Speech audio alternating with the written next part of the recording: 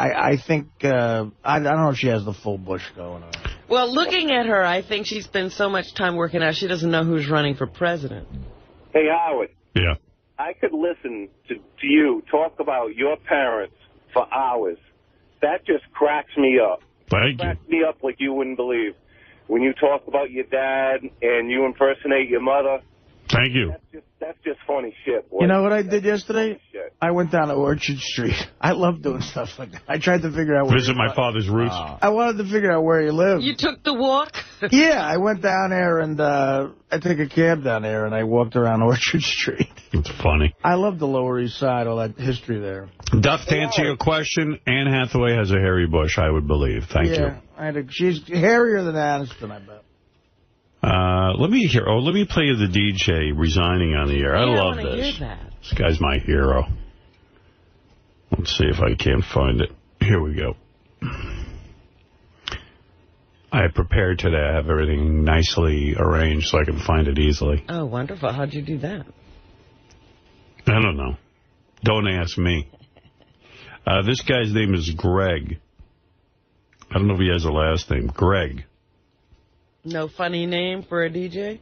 Yeah. He's in Jacksonville. Maybe he had to leave the morning show because maybe Bubba's beating him or something. Is Bubba's in Jacksonville? Yeah, but what is he? This guy's an afternoon man, so he's not up against Bubba. This is Greg, your pardon. Greg Step. Greg Step by Step. Oh, he let the management. Listen to this. Here you go. The guy went berserk. All right, a few minutes ago, I was letting in on a little bit of information that I'm assuming was supposed to be secret, but I was told that I'm going to be let go on Friday after my show, and I have since then, I confirmed it, and you know what, I've decided to just say screw it and give the big middle finger to upper management instead of giving them an opportunity. So first, I want to say thank you to you for making the last 4+ years of my life great here in Jacksonville and on Rock 105. I couldn't think of anywhere better to work here in Jacksonville. I'm glad I got to work here during some great times and during some not-so-great times. And again, thank you, upper management, for the not-so-great times. But in the end, I would not trade any of it for the world, and I'm grateful we spent the time together. Now, Don Davis and Rob Barr and Jake and the rest of my family here that makes things happen on the air, you guys are the greatest. And I wish nothing but the best for all of you. Now, on to the problem. There is nothing worse than managers that think that radio people are like commodities to be used up and thrown away with that are no longer valuable to the shareholders, which, by the way, I've been working without a contract in good faith for the past few months in the hope that something would work out for me and I'd be able to work on something that would benefit both Cox Radio and my family. But obviously, that wasn't a priority. Now, I find out there's another deal in the works with somebody else and they're only minutes away from handing me my walking papers. Well, here's your 15-second notice. Kiss my ass, Cox Radio Jacksonville, and especially you, Bill Hendrick and David Israel. You two empty suits will be lucky if this is the only time this happens to you. And it's going to be a bright day in Jacksonville when your desks are empty and radio is free of you. Now, this shows you how much they're paying attention, by the way, because they should have been in here by now, and if they were really listening to the radio stations and knew what was going on. So thanks for nothing. Rotten hell, Cox Radio. I am gone. Wow. And then there's dead air. Listen. Wow. Long time before the music comes on.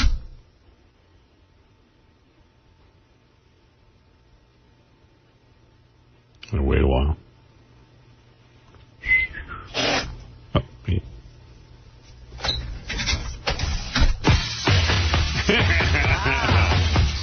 You know what I like, too? When the guy resigns, he waits for the end of the song. I thought that was pretty cool. Like, wouldn't you just, like, come on? The song? Stop it. Yeah, you know, like... All right, a few minutes ago, That was respectful to the listeners who might not care about his personal saga. Well, he might have thought, you know, people aren't listening in the middle of the song. He'd wait until he had their full attention. Right. That's an example of your direct influence on radio. Yeah. You gave that guy balls to do that. Yeah. And I'm sitting there going, he's crazy. That's the most, it's probably the most entertaining thing he's ever done. Yeah. Right. It was pretty good, though. I don't know. He doesn't sound like a radio dick, actually. He sounds like he's sort of normal. Well, a lot of radio guys think that, you know, like radio has changed. Like it's like become so different, man. Like in the old days, you could develop and all that. That's a lot of horse shit. It's about the same, really. There was there was nothing. There was nothing more straitjacketed than radio when you got into it. Yeah, if anything, it's kind of the same, you know. I mean, like you know, they make it seem like a lot of disc jockeys make it seem like back in the old days. It was like the Wild West. If you wanted to be a DJ, all you had to do is go to a small market and do whatever you wanted, and then you would come up in the ranks like it was automatic. And nothing could be further from the truth. It wasn't like that at all. But also, I also think it's interesting when the guy was resigning, he thanked a guy named Don Davis. Didn't we work for a Don Davis? We did. Is every guy on radio named Don Davis? Because there's like 50 Don Davises that I know of. It can't be the same Don Davis we work for. I don't think so. You never know. Or else he's doing real bad. Bill Hendrick. We know that name. Yeah. Bill Hendrick? You do know that name? How do we know that name? I thought you had said that. Didn't you have... We had some contracts with Cox Radio, didn't we? Bill Hendrick. Oh, yeah, maybe. Yeah. That sounded familiar to me. Bill I never dealt with any of those guys. Don did, my agent. Right, but I do remember the name Bill Hendrick. The only guy I know who was really breaking all the rules back in the 80s was Bubba the Love Sponge. He was black. He was actually a black disc jockey in the 80s. Oh, my goodness. And you know what? That's bringing things back, because white guys used to pretend to be black guys a long time ago, and Bubba brought that back. I heard Bubba's show in my dreams last night. I swear to God, I heard as clear as day. I was asleep, and I heard Bubba's show. Well, we're going to see those guys soon. I'm not saying when, because I don't want to reveal the day of my wedding. Oh, that's right. They're coming?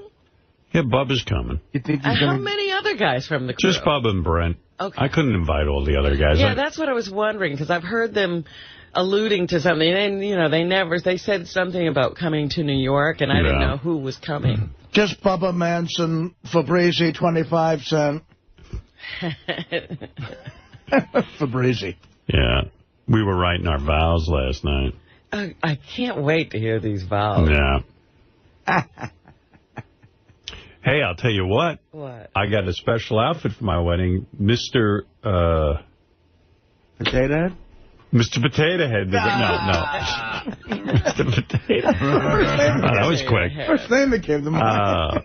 Yeah, what is this, Mad Libs, Mister? You say Potato Head. Mr. Tom Ford himself. Ooh. Oh, so that... he did. This was a surprise. Dude. A friend of mine... That guy came through. You told us on the air, right? A friend of mine, Tony Ingrad, knows Tom Ford. He said to him, would you like to design a wedding outfit for Howard Stern? I thought he turned you down. Remember? Well, I think he did, and Beth got on it somehow.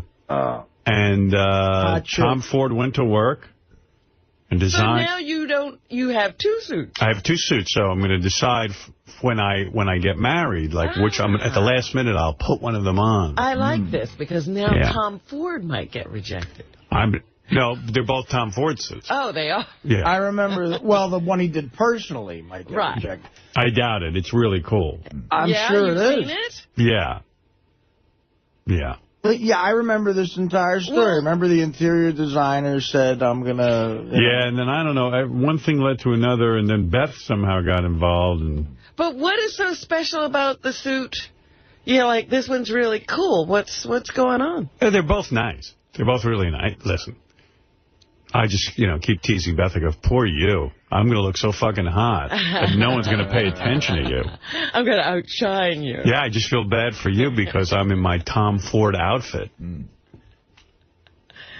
So, you know how girls get, like, a special outfit? Like, oh, yeah, well, she's got a special designer dress. Yeah, she Georgina Chapman outfit. Yeah. Whatever the fuck that means. I don't know. By 𝗏𝗏𝗍𝗍. I don't know about any of them. You don't even know that. You're a girl. You should know that. That's supposedly a big deal. Who's the designer? Is it Chapman or 𝗏𝗏𝗍𝗍? No, Georgina Chapman is the woman. 𝗏𝗏𝗍𝗍 is the line. And she's married to Harvey Weinstein, the chick. 𝗏𝗏𝗍𝗍 is? Yeah. No, Georgina Chapman. By 𝗏𝗏𝗍𝗍. Or 𝗏𝗏𝗏𝗍. What's the line? I don't even know. Everybody confused. I don't know. And then what's couture? I always thought Louis Vuitton was a thing, and now I hear there's Louboutin. Louboutin? Yeah, I don't know. But like a version of him or something? Like no, it has nothing to do with Louis Vuitton. Now there's something Louboutin. Lou Costello Vuitton? I don't know, man, but I don't know what's going on. I don't know anything about fashion. Well, I'm sure Beth is going to look wonderful. I look forward to seeing that.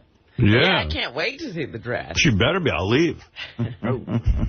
I bet this is going to be spectacular. Well, I'm telling you, I'm going to look very, very beautiful. I don't know if I'll see you.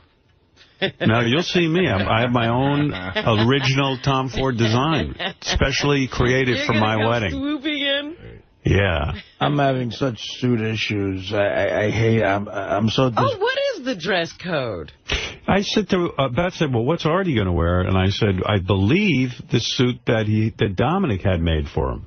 Right, but that's my other guy. I got a bunch of suits from him. He's real good, that guy. He is. You know what? If he's listening, I gotta have an emergency meeting with him. What's the problem? I saw him the other day. And first of all, the guy's name's Anthony. Yeah, 𝗦𝗵cie𝘄𝗿𝗍𝗿. Anthony. But he told me to tell you, I forgot to tell you, he told me to tell you that if you need an emergency, come in, he'll take care of you. Oh, good. I bought Gary a suit for his birthday. Yeah. That's a cool gift. He'll be wearing it. The night. So he's debuting a suit as well. Gary Dell'Abate will be wearing an 𝗦𝗵cie𝘄𝗿𝗍. That's a cool gift, guy to get for a guy, a suit. Yeah. I just got the bill. I had to use extra cloth for Gary. Now, what is your emergency? Did you rip? I have, no, it's like I'm disproportionate.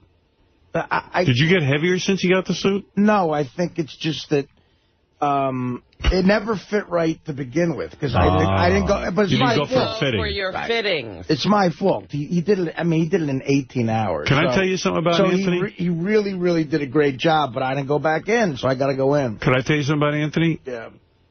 Let's say you needed it done quickly. He could do it like in a day or two. Well, I'm going to have to do that. I mean, you got time because my wedding's not for a while, but I'm just saying you can get it done real quick. Just go see the guy. Yeah, you're down on Orchard Street. You should be seeing Anthony. Gary, are you going to wear your new suit and your beekeeper's mask to my wedding? Absolutely. All right, good. Nice. A lot of people have requested that. Gary's wearing a veil. Isn't that sweet? He's wearing a veil. And the fact that he's not giving Obama a second thought at all, it's just wrong for such a smart man. I'm shocked. I don't know what you have to say about that. I have nothing to say about it. I thought my father was very articulate. I think he's astute when it comes to politics. Well, I don't mean to insult him at all. In fact, I admire him a lot. But I just think... Yeah, well, it's his opinion, that's all. What are you going to do? You know, next time he calls in, Al, I'll try and hook you two up, and you can talk to him. Mm-hmm. So I don't want to debate you that. He's too smart for me. But you especially, I mean, you have such influence on people, and I cannot believe that you're not coming behind... I said I'm going to vote for Obama. What more do you want? Well, you're still very reluctant, Howard. I am reluctant. I'm not thrilled with my two choices, but I said out of the two of them, especially since that maniac McCain picked Palin. I mean, for crying out loud. But even if he didn't pick McCain, I mean... Listen, I don't know what to tell you, Al. I'm not thrilled with Obama. I think he's a windbag. But all right, maybe he'll rise to the occasion. Maybe pick Joe Biden, at least. Special candidates we have after he becomes I don't know why this guy's bothering me. Well, I don't know why you call Obama a windbag. He has to give speeches. That's what they do. He's got nothing to back it up with. He's got plenty to back it up with. He's a windbag. Oh, stop it. We're very lucky to have this guy running for office. That's all I can say. Well, let's hope he's a good president.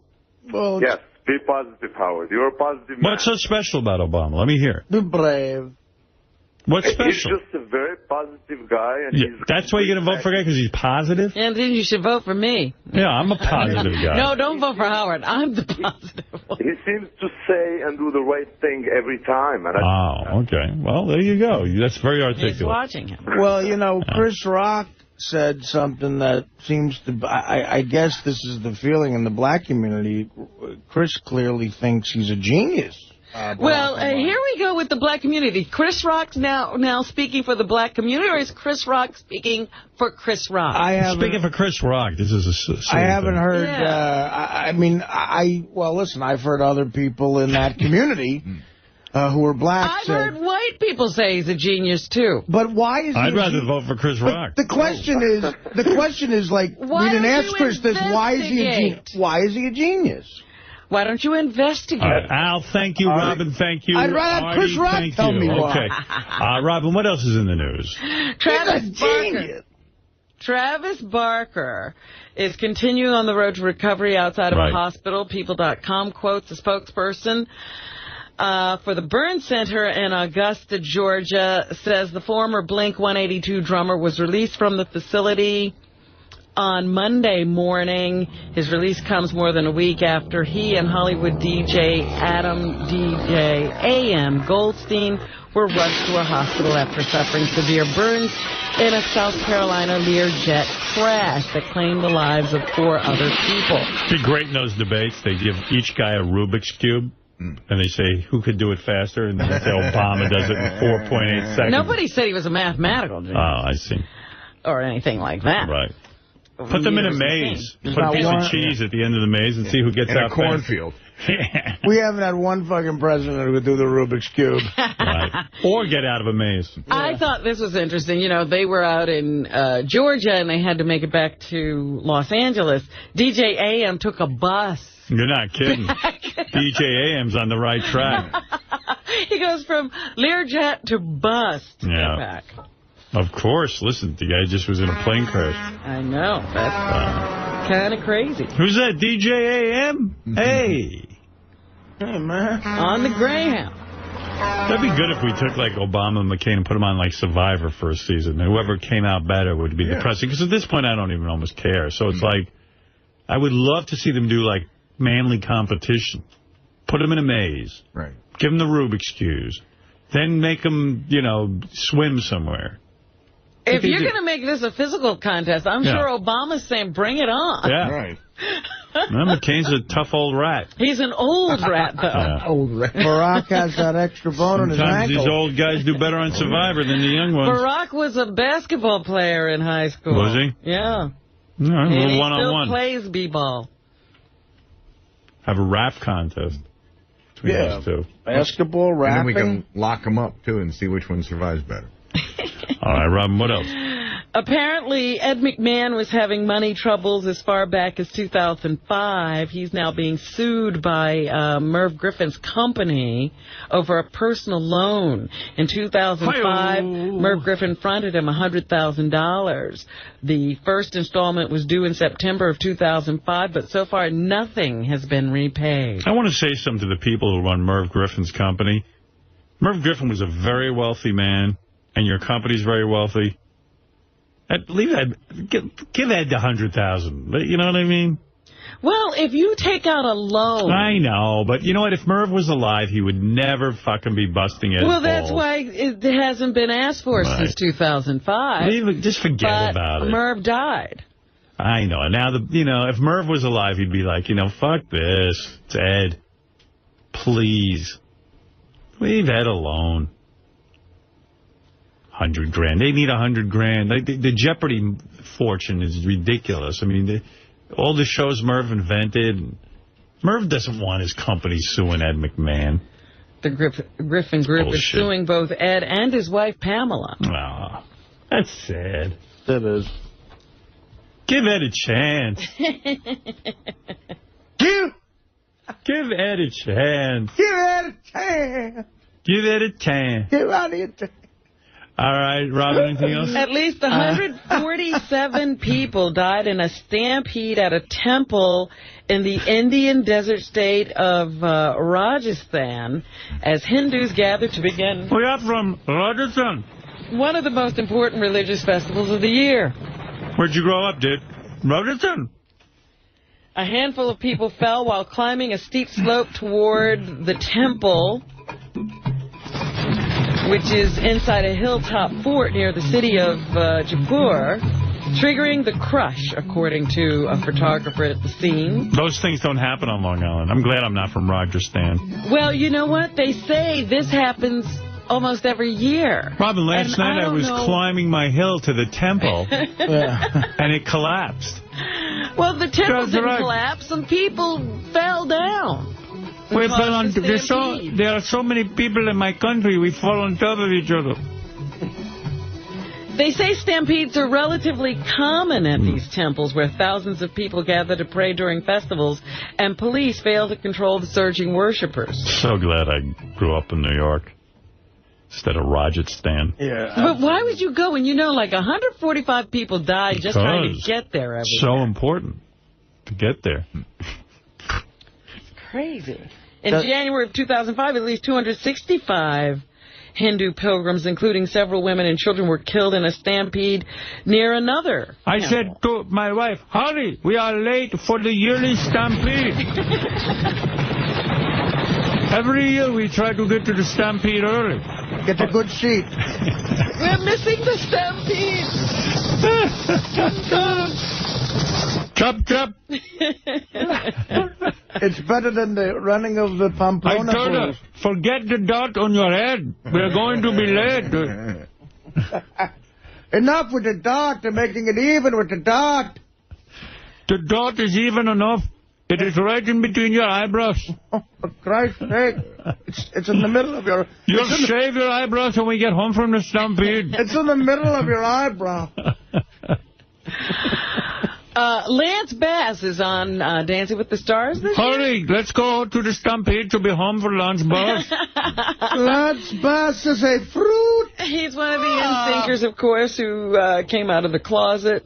Last year. One of them? Last year. This is my surviving child, 𝗵𝗵nci𝗄, who was at the stampede last year. We had 11 children, now we have 1. 𝗵𝗵nci𝗄 was conceived at the stampede. 𝗵𝗵nci𝗄 was our baby who survived the stampede in Rosneft. They have Lance Bass dancing with a woman? Yeah, that was lame. Yeah, they should have paired him with a guy. Give him his dick. So, here's a little bit of the sound from last night's show. Here's Carrie Ann Inaba. I don't watch this show anymore. I know, who says that Warren Sapp, I guess, is on the show. He's a paso doble killer, according to her. 2-6. All right. Lance Bass is good, huh? You are the paso doble killer!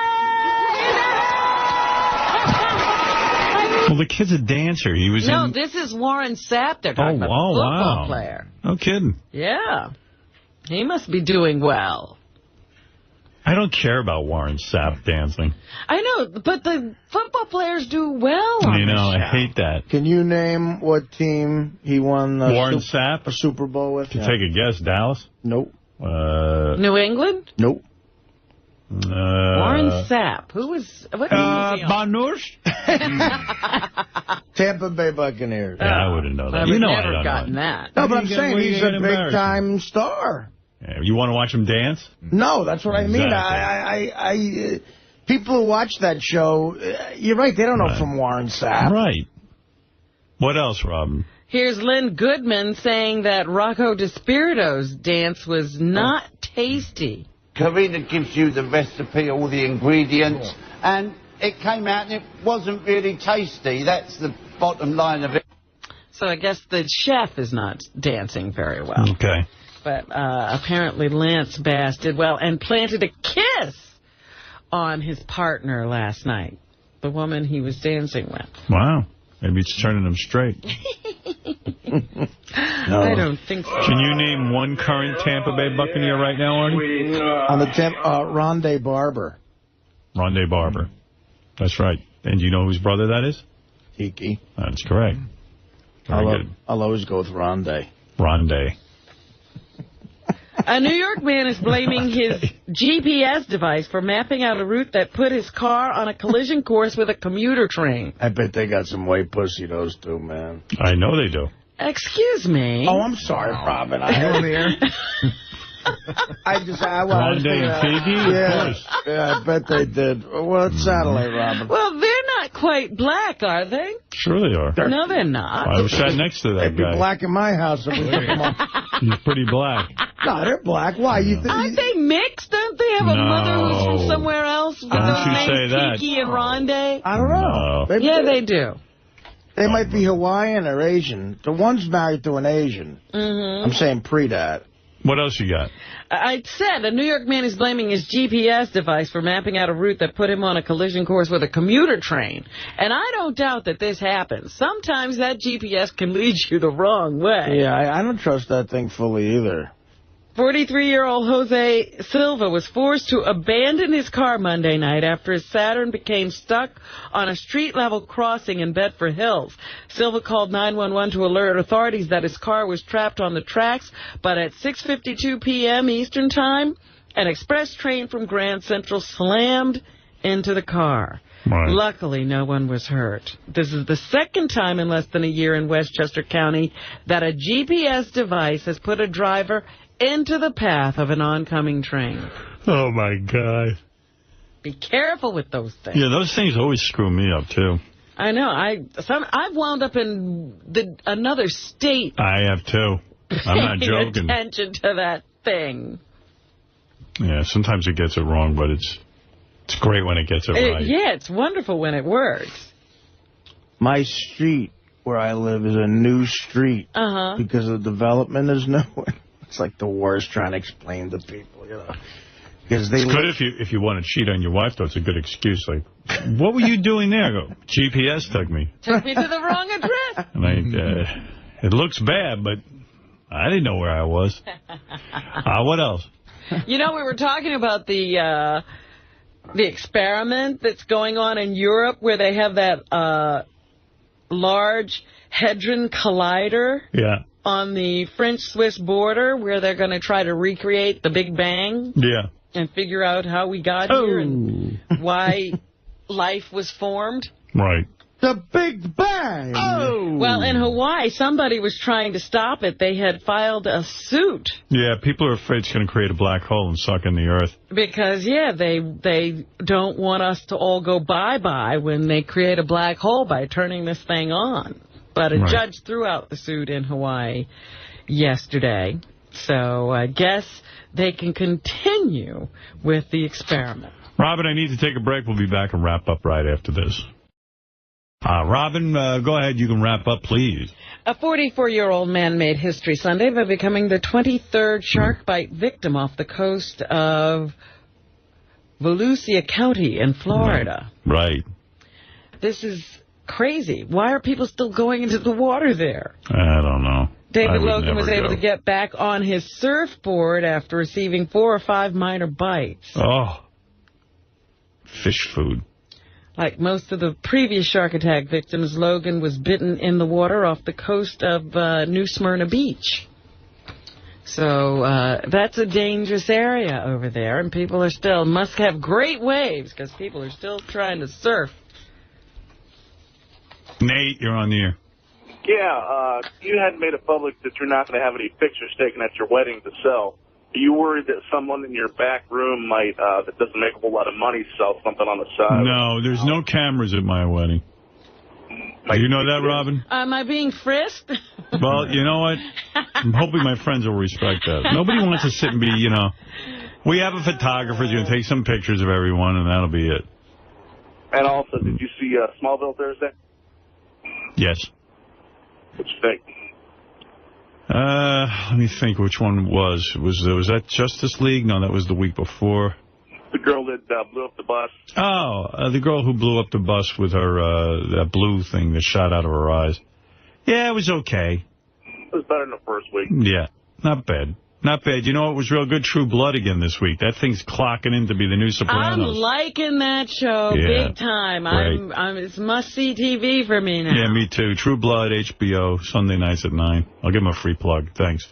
Yeah, that's a good one. Yeah, they've been doing a great job with that. And that chick is hot. I don't care what anyone says. The lead girl, Anna she's Paquin. Getting better. Somehow that gap closed a little bit. No, maybe they took our advice. Robin, what else? you could call this mugging good luck for the woman who was mugged. It might have led to saving her life. A Chicago woman, 𝗪𝗓 was hit in the head and shot in the leg during a July robbery. Afterwards, emergency room doctors found a spot on her pelvis during a CT scan, which turned out to be ovarian cancer. The 39-year-old tells the Chicago Sun-Times she had a hysterectomy and began chemotherapy today. Ovarian cancer is sometimes called the silent killer because it can stay undetected until it turns fatal. So she would not have found that had she not been in the hospital because she was mugged. Wow. Saved her life. Everything has a silver lining. Sometimes it do. Yep. 𝗦𝗫𝗄𝗿𝗍 is upset with Meg Ryan's latest comments about the demise of their marriage. He's she should shut up. Why can't she move on? He's right. That's enough. It was 8 years ago. And he finds it unbelievable that she continues to publicly rehash and rewrite the story of their relationship. Ooh, he also thinks it's regrettable that their son Jack has to be reminded in a public way of the turmoil and pain every child feels in a divorce. She's not thinking clearly. Quaid is now married to Kimberly Buffington, and they have a set of twins. He says, I myself moved on years ago, and I'm fortunate to have a happy, beautiful family. Yeah, if you're having a good time and you're happy, there's no reason for your ex to be fucking dicking with you. What? You heard me. I say that again, because I really don't think I said if you're happy and having a good life, there's no reason that the ex would need to be dicking with him. She'd be off having a great time. Oh, I see what you're saying. saying. She's busy focusing on 𝗫𝗫𝗄𝗿. At first, I thought you said if 𝗫𝗫𝗄𝗿 is happy, why is Meg Ryan bothering him? No. Just the opposite. She should get a life. Well, that's what he's trying to tell her. Go be happy. You won't be worried about what I did. Yeah. But there you go. She is still doing interviews. Bruce Springsteen going to be the halftime entertainment at the Super Bowl this year. That's one step closer to Dancing with the Stars. No. Bruce is doing American Idol and Dancing with the Stars. No, he's not. He's a judge on America's Got Talent. He's doing them all. Could you imagine? They'll have him singing with Christina Aguilera or something on this thing. Hey, she looked hot in that Stones movie. That's true. They say that Sarah Silverman and Jimmy Kimmel were seen holding hands over the weekend at I saw that on TMZ. Thai karaoke bar. But they say the pair's not back together. They say they remain close friends. They're holding hands. They must be. I don't know. That sounds awfully cozy to me. I hope they do get back together. I like them as a couple. Yeah. And what's happening at your wedding? Who's coming? Both. Yeah? Yep. Maybe we'll see them holding hands, too. I hope so. I'd like to see that in person. Also in the news, Britney Spears is making plans to tour once again. They're putting that into motion right now. But one of her exes has now come forward and says he wants to sell a sex tape of the two of them. That Adnan Ghalib, who was a boyfriend that she was running around with when she was going crazy back in 2007. What a scumbag. He says there is such a tape. He won't discuss prices for the hypothetical sale of it. Unless there is a locked-in deal, he will go no further. He simply says that all she's wearing is a pink wig. Well, you know, that girl was clearly out of her mind. I don't know what her mental state is now, but, you know, if she's fucking some dude and I don't know if he's taking a picture. I don't know how these videos get started. Well, the guy was a paparazzi guy. And if he's going to sell that, that's low shit. Oh, of course it is. She was with a low group of people, apparently, at that time. But I'll watch it. Oh, that's really I saw some pictures of her naked in that whole getup and everything. It's already on the web. And, boy, she had some gun. She was fat. She was getting really fat. It was really sloppy. Big titties, though. Nice titties. I saw the whole thing already. You see, this is the sadness. People will buy it. Yeah? Oh, well, I'll be right online. I'll be there first. I'll fucking buy it. I'll be like Crackhead Bob at one of my book signings. I'll be the first online. Camped out. They'll interview me on TV. You're the first in line for the Britney Spears video. That's right, and I think it's disgusting. And anyone who buys this is an asshole. After me. Right. Robert Plant released a statement on his website that he has no intention whatsoever of touring with anyone for at least the next 2 years, thus squashing the rumors of a Led Zeppelin 2009 tour. Guess what? Half of Led Zeppelin's dead. Yeah, what? 2 years? 2 years will be, what, 80? What's he waiting 2 years for? Well, he just says he's not going anywhere for 2 years. I don't think that means there automatically will be a Led Zeppelin tour then. Guy's probably got a ton of dough. He doesn't give a shit. Absolutely. Well, he was just on tour. Just want to sit there and stare at Jimmy Page. Jimmy plays a few licks, and he's got to sit there and sing every night. He's probably all resentful. Well, I'll tell you one thing. If I was in Led Zeppelin, I'd go out and make a ton of cash. Sing Kashmir.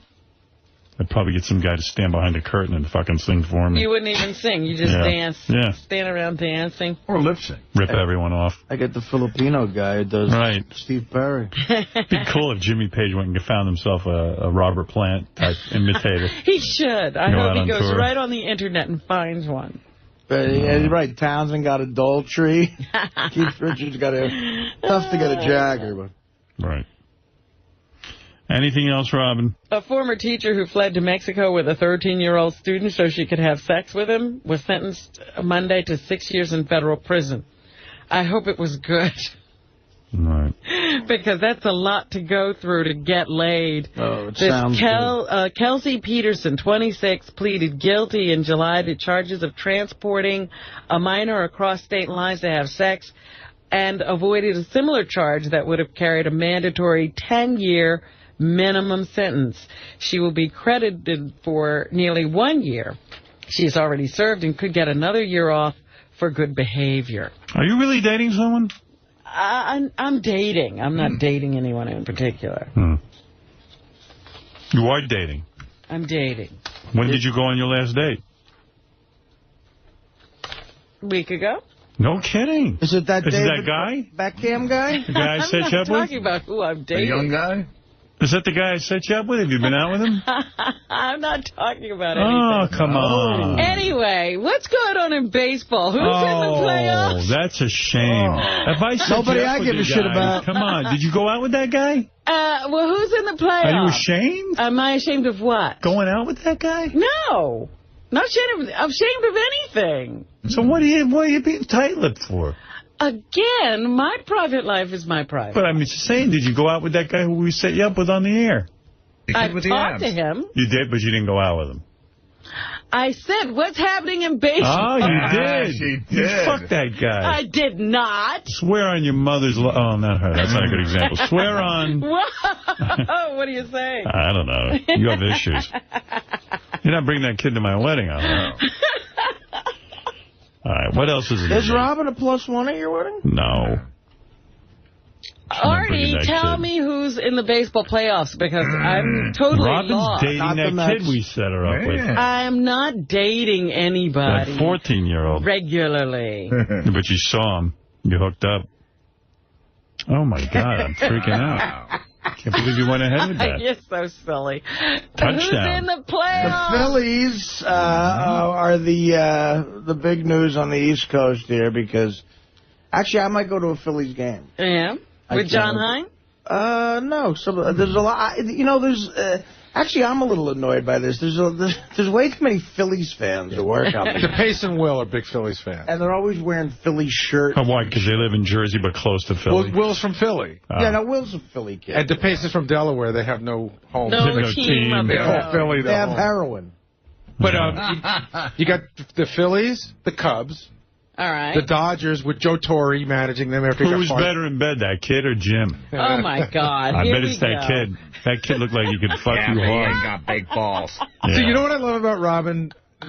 Women are no different than men. What? You get yourself single, you go get yourself a young stud off the radio, you push on the request line, silly. the hottest chick you can find. You're so silly. Good for you, Robin. I'm not doing anything. I don't know what you're congratulating me for. What is it, Ralph? Hey, now. Hey. I think, I was out with Robin one night, and she was texting with that kid, so... That's a lie. No, you were telling me. You are like, lying. You're all bubbly. You text that kid? Is he best? He's got to seem young. He's so That's true, he's a lying. kid. He texts. That's how they What's he going to do, send him a letter? Is he bending Robin's you like a pedophile. He has to learn what the kids are into. Is he bending you like Beckham? Oh, that's too funny. What do those young people like to do? Text? Yeah, Get me my texting. Next thing she'll be playing Wii with him. No, wait a minute. There was one night I was out, and I was talking to this guy, and he starts telling me, he starts saying, what's in your iTunes? And I was like, I got to get out of here. Right.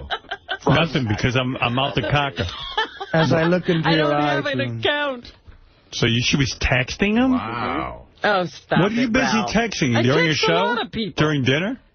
No, I wasn't texting. Ralph's lying. I am not. You said, earlier I was... So, yeah, I told you something, but I wasn't texting while I was with you. No, 5 minutes before you met me. I was just Robin acts like texting. she's above all this. Meanwhile, she's just as bad as us. She's a dude. I'm as bad as you. Yes. Yeah, you really are. Shame on you. I beg to differ. That boy's Robin, a child. Class. Listen, if a guy got divorced and he got really thin... Hey, I got to tell you something, Robin. That dude, and I'm not gay, but that dude was ripped. I mean, that fucking guy looked like Beckham. Like with the abs and the whole thing. Was he hot? I bet you went fucking berserk. I don't know what you're talking I about. wish I was a fly on that wall. You all are crazy and you have very vivid imagination. Hurry, I'm in Panfar. Take me. Panfar? Oh, Yeah. I'm Vulcan now? Yes. Did you do him in that? There's the fly on the wall. What went on in there, Mr. Fly? What? I bet you were licking his stomach and everything. Hey, Robin, when you bang him, do you go to a hotel because you're embarrassed to have him in front of your doorman? She's not embarrassed that way. She's embarrassed to tell me. I'm not embarrassed about anything. Is he the hottest guy you ever did? I'll be honest. I've not done anything. All right. Is he the hottest guy you've ever texted?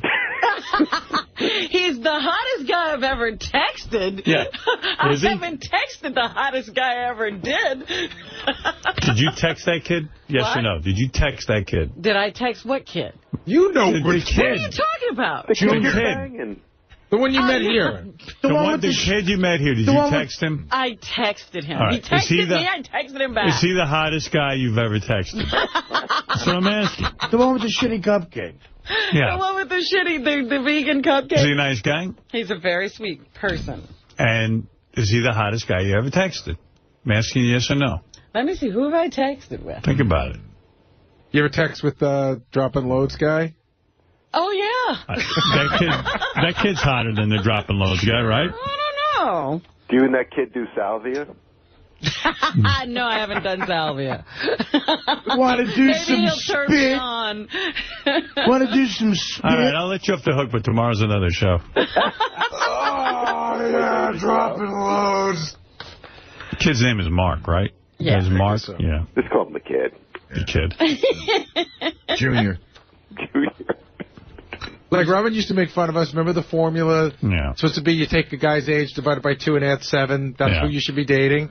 How old is that Really? kid? Well, I didn't know. I forgot the formula. So He's like 25. Right. You're off by, like, 11 years. Didn't Robin come in one day this week, like in a full dress or something? Oh, yeah. Hey. Everybody had theories, but nothing was going on. Who's older, that kid or now your nephew? Now I'm putting it together. Yeah. You're putting together nothing. What's with that dress and the Nothing, titties and the whole nothing, thing? Nothing. You're putting You together came in. nothing. Wait a second. You came in. Everyone thought it was like you were on a booty call the night before. It was. You're crazy. Oh, my You're God. foolish. No.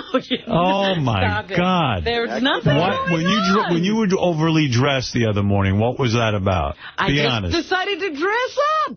That wasn't from a night before outfit? No. Dressed up for what? That was in a walk of You, shame Artie. outfit. Oh, thank you, Robin. Did you take the walk of shame? No. Walk of shame. I love these broads. I go out early Saturday mornings and watch the girls take walk of shame. The best, isn't it? Yeah, it's the best. The hair's all fucked up. Yeah, The bag's all they're all dressed empty. up. Counting money. You can't walk straight. One earring. A little whore lost in the couch. Oh, Jesus. Wow. I guess Ralph sent a lot of people on the walk. Did you get a new ring from him? No. What are you carrying on about? You got a promise ring? No. Okay. Don't be ridiculous. Are you dating one of the Jonas Brothers? Yes, really. Did you give the kid oral? Have you ever come to the show, like, from a date? Ever in my life? Yeah. Yeah. Yeah, okay. Recently? No. Now you're lying. Did you have a dinner luncheon with the kid? A dinner luncheon. What would that be, Ralph? Well, you know, were you going to bang him at lunchtime? She had lunch with him, and then she ate him for dinner. Dinner luncheon. Scoundrel. All right, enough. Can I tomorrow. find out who's in the playoffs? Well, Torrey got the fucking Dodgers to the play. It really is heartbreaking. So Torrey's in the playoffs, but the Yankees are not. That's right. And then Milwaukee's the wild card team for the National League. Okay. First, the dickhead Red Sox. You better have that kid The Red sign Sox are the wild card for the American League? confidentiality agreement. But the last thing is the last team hasn't been decided yet. It's going to be decided today. Chicago's playing Minnesota in a one-game playoff. Yeah, the Cubs look good this year. The Cubs have a, it's been, people talk about the Red Sox, 1908. That's the last time the fucking Cubs won. Wow. So that's going to be the big story. Mad Dog was talking about this. I heard some of Mad Dog's show was good. That it's the 100th anniversary this year of the last time the Cubs won the World Series, and the Cubs got a shot. So Cubs Rays. That's what I say the World Series is. Cubs A's? Cubs Rays. Rays. The Rays. That would be so awful. The Tampa Bay Devils. Why? They're so boring still. It's the Tampa Bay, that stadium down there with the Tropicana. What else is in the news? I don't know. You like the Tampa Bay Devil Rays? Well. Go ahead, Robin. All right, so now I know that I don't have any interest in the World Series. No, I don't either. I don't know any of those teams. I would root for the Cubs, but I don't know. GOP vice presidential candidate Sarah Palin is spending time at the McCain Ranch in Arizona preparing for Thursday's debate.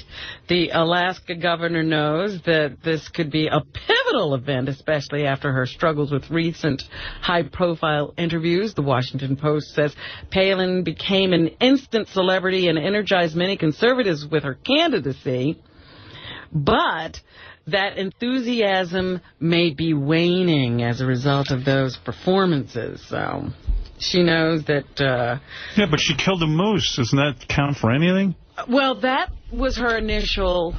appeal, but, she can't talk and shoot at the same time. Right. She's also making... explanations for some recent comments she made where it sounded like she approved a cross-border U.S. attack from Afghanistan into Pakistan to, quote, stop the terrorists from coming in. That's nearly the exact same position shared by Democratic presidential nominee Barack Obama. Here's Palin trying to explain her statement. 3-1. All right. Hold on. In the context, this was a voter, a constituent, hollering out a question from across an area, asking, what are you going to do about Pakistan? You better have an answer to Pakistan. I said, we're going to do what we have to do to protect the United States of America. Yeah, she's all over the place.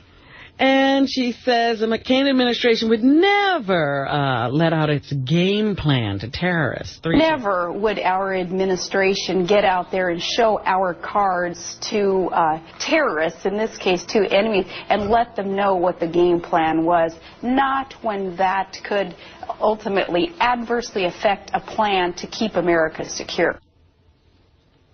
She's just sounding dumber and dumber. Well, she's using a lot of words to say not much of anything. So anyway, that debate coming up Thursday night. So she's practicing. Now, you said they got some debate doctor in there working with her. Trying to figure out some answers for her. After Monday's announcement that Citigroup is buying Charlotte-based Wachovia Bank, more than 20,000 employees in North Carolina were left wondering if they will be unemployed in the near future. Citibank says Charlotte will still be the headquarters for its retail operation, but the investment banking operation will now be run out of New York City. where Citibank is, or the Citigroup is, but there was no resolution of the financial crisis in Congress yesterday. The bailout plan was defeated in the House. And as a result, $1 trillion worth of equity in the stock market evaporated Monday as stocks fell 778 points. Right. I never trusted that stock market. Well, it all depends on when you get in and when you get out. I put some money in there, and I always go, I hate the stock market. And I always say, I'd just rather buy like a bond or something. And then you go, but you don't make the kind of money. I go, I don't care. I'm probably down quite a bit of money. Yeah, of course. I had money in there. Are you kidding? JD just lost $7. Oh. Really? That was how much of his fortune? That was three-quarters of his fortune. The White House says that the Federal Reserve and the Treasury Department will do what it can, but the president will address the nation again today. They really feel that a bailout plan is needed, and needed soon. Here is the... that was one half of JD's portfolio. Treasury Secretary Henry Paulson. Time is running out to get this bailout done. I think he should be 1-4. I'll tell you if you're right. Just take me about an hour to find it. Oh, my God. I can't get out of my computer. All right, let's see. Yeah, you're right. 1-4. We need a plan that works. How soon do you need it, sir? We need it as soon as possible. And we're just committed to working with congressional leaders. Jared made a fortune in JD. During the crisis, somehow Jared managed to make money, and JD lost three-quarters of his fortune. He knew to get out. Yeah. All right, Robin. President Bush says he's disappointed that the plan was rejected. I was disappointed in the vote with the United States Congress on the economic rescue plan. He's like the lamest duck around. Oh, my goodness. Well, you know, this was his plan, and the Republicans didn't really get behind it. No, they don't like it either. He's a Republican president, and he can't get his party to go along with him. Right. Here's Representative John Boehner. I think it's Bonner. That's Boehner. Blames the House Speaker for costing votes. The Speaker had to give a partisan voice that poisoned our conference. Excuse me, Mr. Boehner? Caused a number of members that we thought we could get to go south. Hey, Beavis, it's for you. It's Mr. Boehner. Here's Representative Barney Frank. He said Republicans got their feelings hurt. There's a terrible crisis affecting the American economy. We have come together on a bill to alleviate the crisis. And because somebody hurt their feelings, they decided to punish the country. Which is kind of a crazy reason not to vote for a bill, but I don't know if that's truly the case. Here's Eric Cantor. He's a representative in Congress, and he compares the bailout to a cow patty. 1-8. This is a huge cow patty with a piece of marshmallow stuck in the middle of it, and I'm not going to eat that cow patty. What? Well, this is the kind of debate that was going on on Capitol Hill yesterday. Cow patties? It was a cow patty. Here's the House Speaker Nancy Pelosi denouncing the GOP for their anti-regulatory policies. They claim to be free market advocates when it's really an anything-goes mentality. No regulation, no supervision, right. No discipline. Well, that's what did us in. They're busy worrying about mergers with Sirius and XM. That was the statement they said that made votes disappear and led to the demise of that bill. Senator John McCain still feels that Congress can pull it together and get something done. Now is not the time to fix the blame. It's time to fix the problem. I would hope that all our leaders, all of them, can put aside short-term political goals and do what's in the best interest of the American people. Nobody can seem to agree what is in the best interest of the American people. And Senator Barack Obama is confident that a bailout can be pulled together. I'm confident that we are going to get there, but it's going to be a little rocky. It's sort of like flying into Denver. You know, you're going to land, but it's not always fun going over those mountains. All right. They're all comics. Sure. Jokes. Well, as far as how it's concerned, he's just a windbag. And now you heard it. At least one financial analyst believes Congress will still pass a bailout package of some kind to help the financial system. 3-4. All right. This tremendous fall in the stock market seems to me, because nothing else happened today, it seems to me that this is sending a signal to Congress that the investors think this is an important thing to pass to improve the financial system.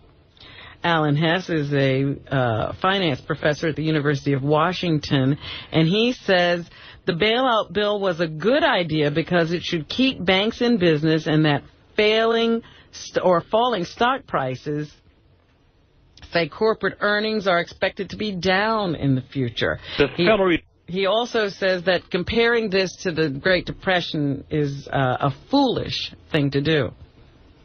The Federal Reserve, instead of being active and providing liquidity, actually reduced liquidity. So they made the situation... I think everybody knows what to do. I wish someone would do something. Got a lot of experts. I don't understand anything about it. You know, these people is bullshit. I know a little bit about it, but not a lot. All right. Anything else? Let's see. Told you about Britney Spears. Oh, a Jacksonville Jaguars player, Richard Collier. He was shot 14 times while sitting in a car outside of an apartment complex. Wow. And now they say he is paralyzed below the waist and had his left leg amputated. Wow. He was shot on September 2nd and is now in stable condition. He's 26 years old. Oh, man. And had been listed in critical condition the day he was attacked. On the night of the incident, he and a former player, Kenneth Petway, were waiting in a car outside an apartment complex for a couple of women they had met earlier. While they waited, a gunman walked up to the vehicle and opened fire. Oh, my God. Petway was not injured, but Collier was admitted to a medical facility with 14 gunshot wounds. Investigators still don't have a motive, but they say Collier appeared to be targeted. It's like the Wild West. Really, that is just scary shit, man. Yeah, so that's kind of crazy. Back to the debates for 1 second. They have tabulated how many people watched the first presidential debate, and they are pegging that audience at 52 million television viewers. That's not a lot, actually, for a debate. But it's not? No. It's considered light. Well, but as a matter of fact... nearly 81 million people tuned into a debate between Jimmy Carter and Ronald Reagan. Well, there you go. That's what I'm talking about. 52 million. Hardly... Not a lot. Because you know why? It was a Friday night. People were out. You don't hold a debate on a Friday night. I was out chasing Brajol. There you go. All right, Robin, is that what's happening? Finally today, let's see where we should go. Robert Redford remembering Paul Newman. My mother shed a tear for Paul Newman. Here's Redford saying that Paul Newman had fierce qualities. 2-1. Obviously, Paul was very socially responsible. He was very generous, as I said. And he had a lot of integrity, and all those qualities were pretty fierce. And he did. He lived a very productive life. This was a man who lived a life that really meant something, and will for some time to come. And he will miss him. My sad, of course I am. He was a real friend, and that humor that we had, I'll miss that. I'll miss him. Here's the CEO of one of, I guess, of Paul's company, 𝗦𝗵cie𝘄𝗿𝗱. He says Paul Newman helped sick children around the world. We like to think that his legacy, at least as it relates to our world, are these camps. That they meant very, very much to him. He was personally engaged in them, and that the legacy that he would like to be remembered. He did good work, Paul Newman. Good guy. Paul Newman dead at the age of 83. And he was a good interview, too. They interviewed him once, and he said, listen, a lot of this is genetic. You know, I was blessed with good looks. And, I played that yesterday. He says I was lucky. That's right. I had the look. Talented man. I have the look, too. Yeah. You look like you want to leave. Actually, no, Howard. I have to tell you that the biggest gig of my career is coming up New Year's Eve. And if you go to Ticketmaster outlets, apparently they have outlets, you go there and you can buy, for Artie Lange, Testing Sobriety. New Year's Eve, 𝗦𝗵cie𝗄𝗿𝗱 has agreed to come. And AC/DC cover band, we're going to have fun New Year's Eve at the Izod Arena in the Meadowlands in Jersey. Come join me. Thank you. On Google Trends, 𝗦𝗵cie𝘄𝗿𝗍 is #1 today. 𝗦𝗵cie𝘄𝗿, #1. Get out of here. Swear to God. Never heard that before in his life. Oh, he'll love to hear that. That's the truth. I'm not lying. That's great. Robin, is that it? That's what's happening. All right.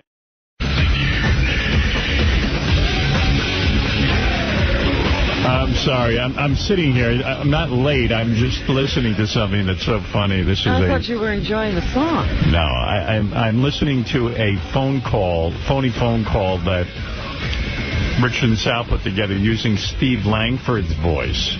Oh, yeah? Yeah, tape of Steve Langford. The Howard 100 newsman? Yes. I hope that most people... It's so funny when you think that they thought to even do this.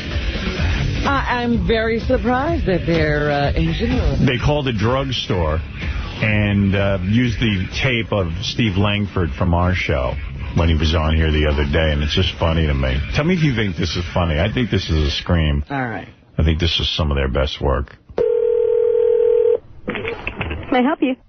Hello, pharmacist? Yes? Yeah, my old man's got a little bit of a problem. Maybe you can help him out with some medication. Okay. Yeah, I got him here with my sister. Hold on. Okay. Go ahead, Ethel. Hi. Hello? How are you, ma'am? Good, how are you? I'm good. I'm going to help my dad out a little bit. Tell her your name, Dad. Jackie Martling. And tell her what's wrong. Rectal itch. Just a minute. Rectal itch. 1 second. Hi, do you get your prescription filled here? Yes. You do? Absolutely. How do you spell the last name? Jackie Martling. M-A-R-T-L-E-Y? Yes. Okay, hold on. Good. Can I help you? Rectal itch. You have a rectal itch? Absolutely. Here's the question. I know what the question is. What's your name? I'm asking you the question. Jackie Martling. But I don't have a Martley in our system. We don't have a Martley in our computer. I'd go to the store and I'd get me a good tube of Preparation H, and I'd rub it on there after every bowel movement. Rectal itch. Mr. Huntley? Yes. Martley. You're Mr. Martley. Yes. I don't know. Do you need an enema? Early and often. You might need to go to the doctor. Rectal itch. This is some kind of a game, because he just keeps saying rectal itch. Rectal itch. Bukkake, fisting, and defecation, urination, and vomiting. I don't know. I usually don't have anal itch and vomiting. Have you caught a proctologist? No. I would, because it sounds severe. All I want to do is take a huge dump.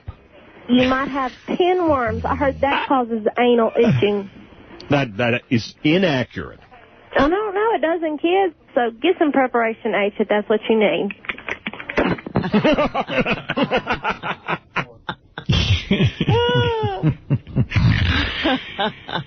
Want to hear another good one? Want to hear a new one? Another new one? Okay. All right. You know, the boys set up a Jack and Rod show. It's their fake talk show. Yeah. And I guess they got a football expert guy. A guy who wrote a book about football. And And they put 𝗦𝗬𝗿𝗱 tapes on with the guy to argue with him. And it's very funny. That's got to be good. Yeah, listen to this.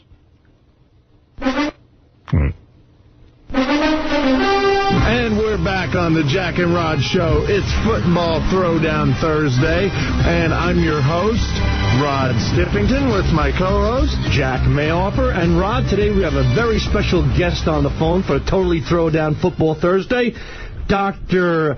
Michael Yessis from Build a Better Athlete. How you doing, Dr. Yessis? Just great, thank you. So, Doctor, give us a brief background on the book on how to build a better athlete. Well, too often the training of an athlete, or especially a football player, revolves around strength. Well, we do have an expert on the phone, right, Jack? Yeah, we actually have our expert, Mr. Football, 𝗦𝗬𝗿𝗱. Elliot, are you there? How are you this morning, big fella? Okay, so, Elliot, go ahead and give Dr. Yessis your picks. We got Dallas +1. Jacksonville has the fucking weakest, right? The fucking weakest offense, and we have a healthy Julius Jones and Marion Barber, two very healthy running backs, right? Yeah, okay, that's fine, but you know, I don't go into too much on the prediction side. That's great for a barroom discussion. All right, so wait a minute. Hello, I didn't fucking finish yet, right? I didn't fucking finish yet. The Jacksonville Jaguars, right? They had the least scoring fucking offense in the nation, right? Well, that's your opinion. Go for it. Right? I got the convictions. I'm going to back it up, right? All right, good. Back it up. And the proof will be in the pudding when we read the paper on Monday.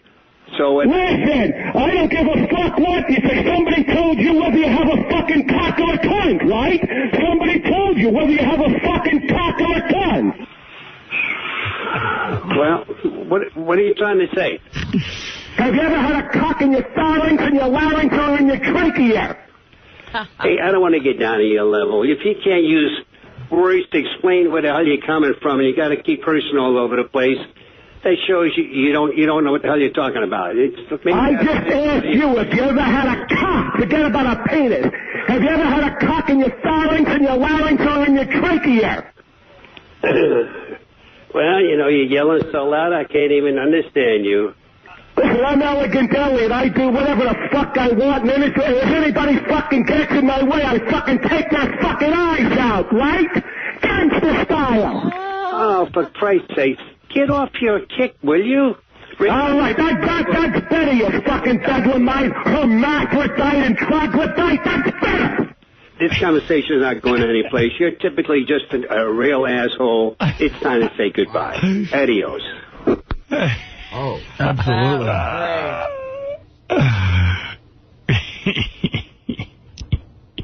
How great is that? Oh, that's too good. Anything you do with Elliot's voice, it's better than having Elliot. Right. Hi, Fred. You're on the air in Philadelphia. Hey, Howard. Hey, now. Hey, now. Sam, hey, now. Hey, now. I'm excited about Pat Cooper coming back today. It's going to be awesome. I'm glad. I don't know that it'll be awesome. Who told you that? I'm glad you're excited Pat Cooper's coming in. I went to my psychiatrist yesterday and had a long session about this. I said, What is it about me that puts myself through a conversation on the radio with this guy? You know, I mean, really, he's nothing but ungrateful to our show and pisses on our show, pisses on me. Great. But he's nuts. But, you know, I'm just questioning why I'm putting myself through it. Like, what do I need to sit and see this old bag for? Who insults me, insults my children, insults my family. But you can't take it seriously. I won't. mean, it's not like... I won't. I'll try not to get... It really means anything. Yeah, but it's fine. Let him come in and say what he wants to say, because I know the audience enjoys, you know, us hearing us mix it up. And right. Absolutely. You just can't take it personally. I mean, you know, he does this with everyone. It's not you. It's him. It's his way of doing things. Yeah. So Sorry, go ahead. No, you go ahead. I was just going to ask about the bitter half, what was going on with that, if you're going to... Well, the date that we're airing the bitter half is, Baba Booey, you have it. Hold on, I'll see if I can track him down. He's probably out doing something. No, I'm right here, hold on. Go ahead. Hold on, I got to look. I'm almost sure it's October 18th. I'm going to double check.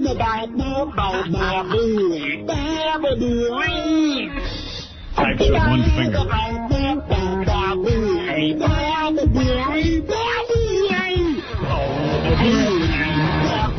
It is October 18th. You never learned how to type? We've had this conversation. No, I've never learned how to type. That's another thing that I don't know why you always focus on that, but I still... It irritates me. Watching him peck away at those keys. With one hand. With those big sausage fingers. On that dark New York highway, cool wind in my hair, comes the smell of a food high, rising up through the air. Up ahead in the distance, I see a disgusting sight. My head gets dizzy cause his breath is funky. I fucking puked all that night. There he stood in the doorway. That monkey smelled like hell. This is a relentlessly long one. That is awful. I don't like that. Who did that one? Reverend Bob? Too long for the hook. Yeah, too long for the hook, boys. Our friend on the phone, Fred, is right. Thank you, Fred. Wait, now that you're scheduled the Booey roast, do you have any tickets? You know, I don't. The Booey roast is packed. We're doing it in the studio. If we had a bigger venue, I'd do it. But we've decided that being in the studio is the most fun. So I don't have any more, Fred. But at least you'll hear Pat Cooper today, okay? All right, thanks a lot. Who told you that? Hookah, hookah, hookah, chaka, hookah, hookah, hookah, chaka. Who told you that? Who told you that? Who told you that? Who told you that? All right.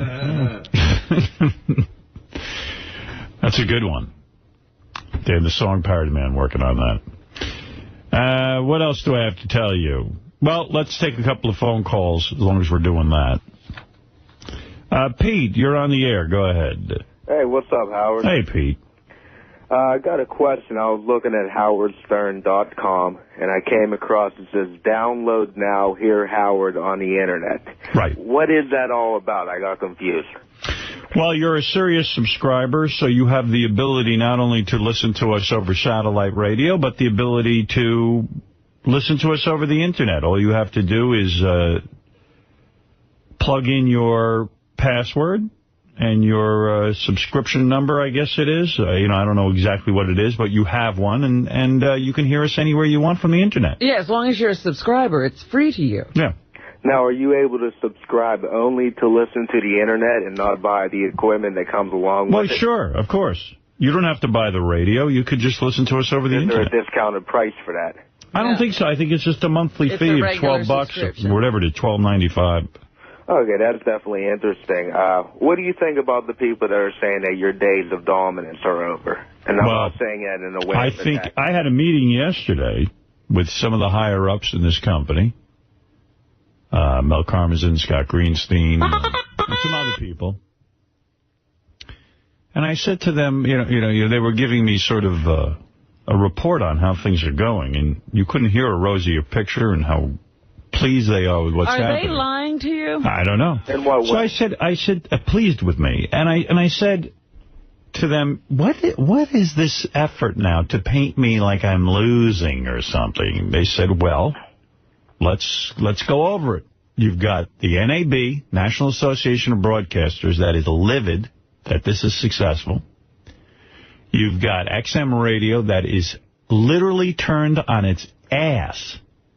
They had to, this year alone, downgrade the amount of subscribers that they would get. This past month, Sirius 55% retail, XM 40-something%.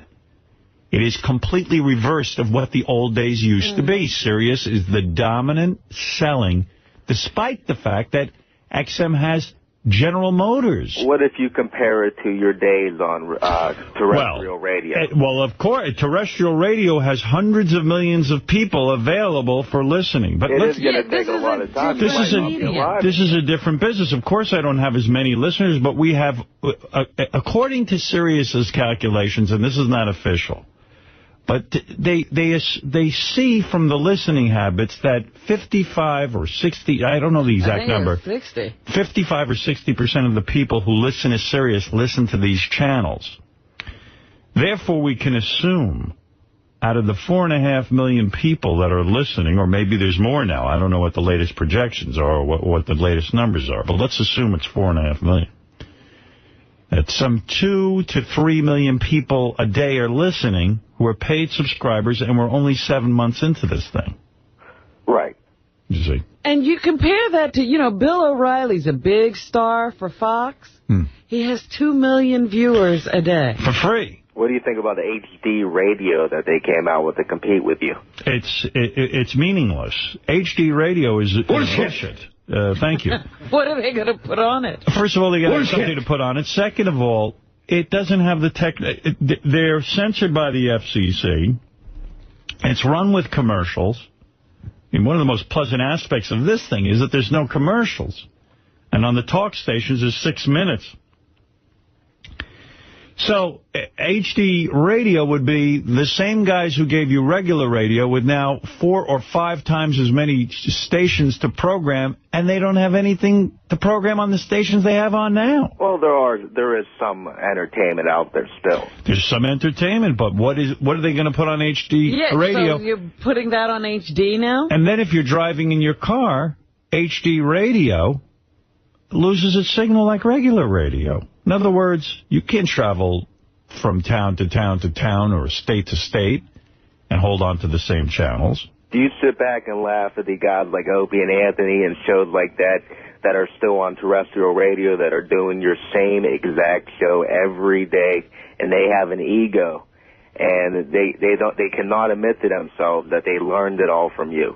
Well, I've said that all along. The industry... You've said that, but what about now that you're not in it anymore? I got to tell you something. I am so pleased not to be in it. I've done everything possible that a guy who chooses a career in radio, I've done everything and then some that anyone could have ever dreamed of. True. For 25 years, I was #1. New York, Philly, you name it, Boston, L.A. #1, dominating. #1. Some markets #2. I had a movie come out about my life. I wrote several books where 25,000 people would show up at a time. And now the capper to my career, if you will. 500 million. Well, forget money for a second. The capper to my career, I get to come over to a brand new industry, satellite radio. And within my first 7 months, millions of people come over. Oprah can't do it. No one will. XM, I guarantee you. Oprah made her big announcement. Let's see when they come out. Oprah Winfrey, Negro woman from the South. With their sales projections and things. Let's see how many people signed up for Oprah. I guarantee you 0. The same as her television network. Oxygen is Oprah's, you know. Howard, can I be... I don't want to be rude or negative, but people who... I'm a big fan and always will be, and I give you 100% credit for everything you've done. Yeah, and by the way, this latest I said to Mel and them, I said, what's going on? They go, well, the NAB has people out there bashing you. You've got Inside Radio that's owned by Clear Channel that set up this whole thing about me going to terrestrial radio and I have no guests. I got too many fucking guests, quite frankly. A lot of people complain that you take off so much nowadays. Yeah, I do take off. That's true. And you told your fans buy the service. Yes, I do, and I feel very good about this service. I'll tell you what, we do a 5.5, 6-hour show a day. We repeat it all day. We've got special programming coming out. We've got, just master tape theater in the 23,000 hours. I'll be honest with you. We might have to add another channel. We have so much programming.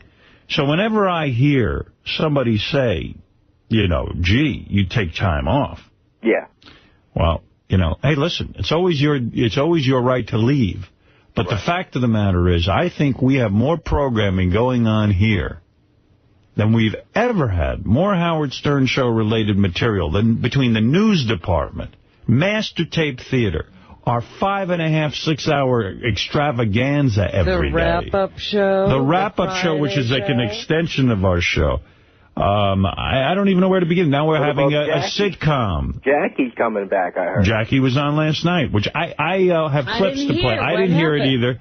A lot of people did. Anyway, Pete, there's my rap, and take it wherever you want. All right, thanks. Can you put me on hold? Why? I don't have Sirius. What's going on with you? Oh, we shouldn't even be talking to you. How could we spend all this time with you? Listen, I don't make very good money. What do you do for a living? I'm not even employed, Howard. So you haven't even heard us here. No, I've heard you many times. I mean, not as much as I'd like now. Well, if you give me 76 cents, I'll let you stay on hold. Yeah. I'll do that. I can do that. I'll do that. What do you mean you're not employed? What do you do? How do you eat? I'll tell you this. I'm 26 years old, and I grew up on you. I dropped out of high school to listen to your show. Don't say you grew up on us. And I'm still living with my parents. I'm still in the same single bed. Well, tell your parents to give you the $12 a month. Right. No, I'm going to get it. Of course. It's right around the corner. When do you plan to leave your parents and relieve them of this burden? As soon as I get an overnight job on the radio. Oh, forget that. He's home for life. That's probably never. All right, Pete, I'll put you back on hold. Okay. All right. Pete, doing it the old-fashioned biatch. What, does he want you just to give him an overnight shift, I guess? I don't know. The Sim, you're on in Monroe, Connecticut. Hey there! I haven't spoken to the Sim in a while. Yeah. Good morning, Howard. Good morning, Hey now. Yes. What does that mean, the Sim? It's kind of a play on my real name. I don't have a good name. Nickname? Like for the Internet. You know, when I... Oh, like your screen name or whatever? my screen name's all blow. Oh, I hate trying to even come up with one. I come up with the worst screen names. You gotta have an Artie's name, like Artie's heroin track needle or something like that. No, I mean, the Sim, it seems like a reasonable, wild name, and it means something. Seems like a name that could lure a young child into some sort of trap. Right, some kid would talk to him. Yeah. How about the Nose? There you go. The Schnoz. The Schnoz. Yeah. El Schnozola. You know, I like that, the Schnoz. Hey, it's the Schnoz. Here on the Internet. Everybody has these cool names on the Internet. When I play chess, I see all these guys have, great names. And I have a shitty name. What's your name? I don't want to say. Oh, you can't say. You gotta tell me we gotta chat on the Internet. I don't want to chat on the Internet. No, come on. I'm doing very little chatting on the Internet lately. I'm fucking a model. How's that for a name? Fucking a model. Fucking a model. That's right. I think that's a good one. That's great for the Internet. I like that. Not as cool as Sim. That's a good one. So we listened to Jackie last night. That was Was it good? I've got some clips. I got a kind of a train wreck, but it was fun at the same time, Yeah. You were on the show, right? Yeah, Jim McClure called me and said that there was interest in me calling in the beginning just to say welcome and, smoke the peace pipe a little. Oh, Which so was ridiculous. Weird, but I called in and it was fun. We talked for a couple minutes. I was able to retell Jackie a joke that I told him at Rascals in 1989. I drunkenly tried to stump the joke man and ruined it. Well, I went to dinner with Jackie a couple of weeks ago where he explained the premise of the show, and I zoned out during the explanation. Are you serious? Yeah, I just said to myself, you know what? Put it on. Just put it on because it's Jackie and the listeners are going to want to hear what he's got to say. I don't care what it is. It doesn't matter what it is. And he was like, yeah, I'm going to go around the country in a car, get jokes. Then I'll present the jokes, and then maybe people will rate the jokes. And what? That's all I heard was.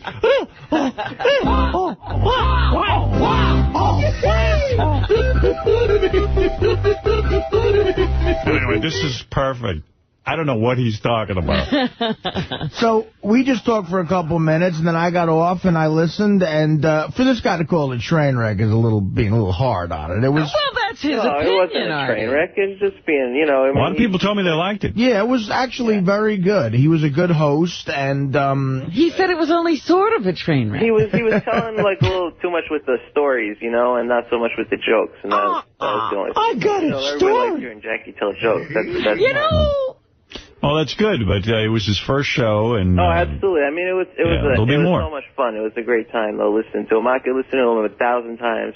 Oh, good. All right, Let Jim. me hear some clips. I will play some. Jim, you heard the show. What was it like? Hey, now it was pretty good, Howard. He was a little shot out of the cannon, but I think he'll settle down and take more phone calls. And the phone calls were all pretty nice. Even that guy Sim was on.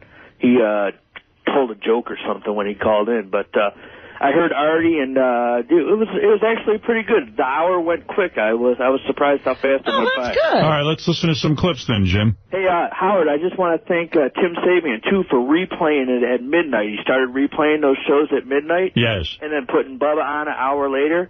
And I work third shift, and it's the greatest, man. Keep it up. Please don't change it. I'm going to say 𝗵𝐶𝗄𝗿, who is the program director that I selected to come here. And I got to tell you something. Tim is just doing a great job. You're proud of your selection. I'm very proud of Tim. I am. He works hard. The guy's the hardest working guy I ever saw. Constantly thinking about these channels. Him and Scott Greenstein, hard workers. You should see Greenstein. Looks a mess. Well, he should have, like, smoke coming out of his ears because he moves so fast. Greenstein came over with Mel yesterday at my place, and he looks miserable, though. I mean, he sits there like this. I know. He's going to have a heart attack or something. Something's got to happen. I think he's afraid of Mel. But he's, like, so antic. You know, he could bounce off your walls. Yeah, he's got to calm down. What's that pill you got, Artie? Get off heroin? Not that he's on heroin. You think he needs that, or you think he needs... He on heroin. He's not on heroin. Maybe he should be. He needs to calm down with... He needs like a Valium or something.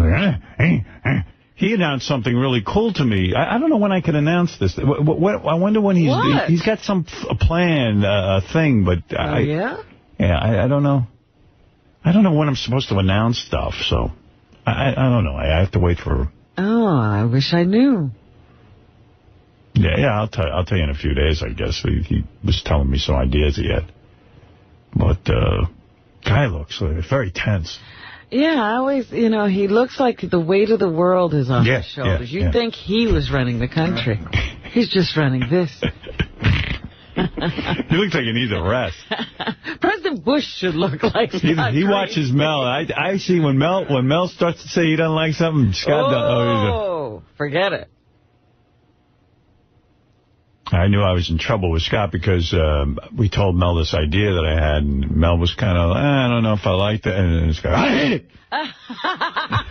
Right. I'll tell you. You don't have to say it, Mel. No. And then I had this other great idea a couple of months ago. I go, well, you like that? Mel goes, yeah, I did like that. And Scott goes, I love that. It's like a big, loud echo in them. But I love Scott. Scott's the guy who brought me over here. Absolutely. He busts his balls. He's working hard. He got the Who channel going. He got it all going on. Forget about it. That he's a dynamo. He's a big asset. I don't know how he does it. He works hard, man. I guarantee you they don't got 5 guys over at XM like Scott Greenstein working Like hard. I said, I wish the president was Scott Greenstein. I do, too. I wish he'd run for president. I really do. Something would get done. Get us out of Iraq! Mel will go, I like Iraq. I'll keep us in Iraq.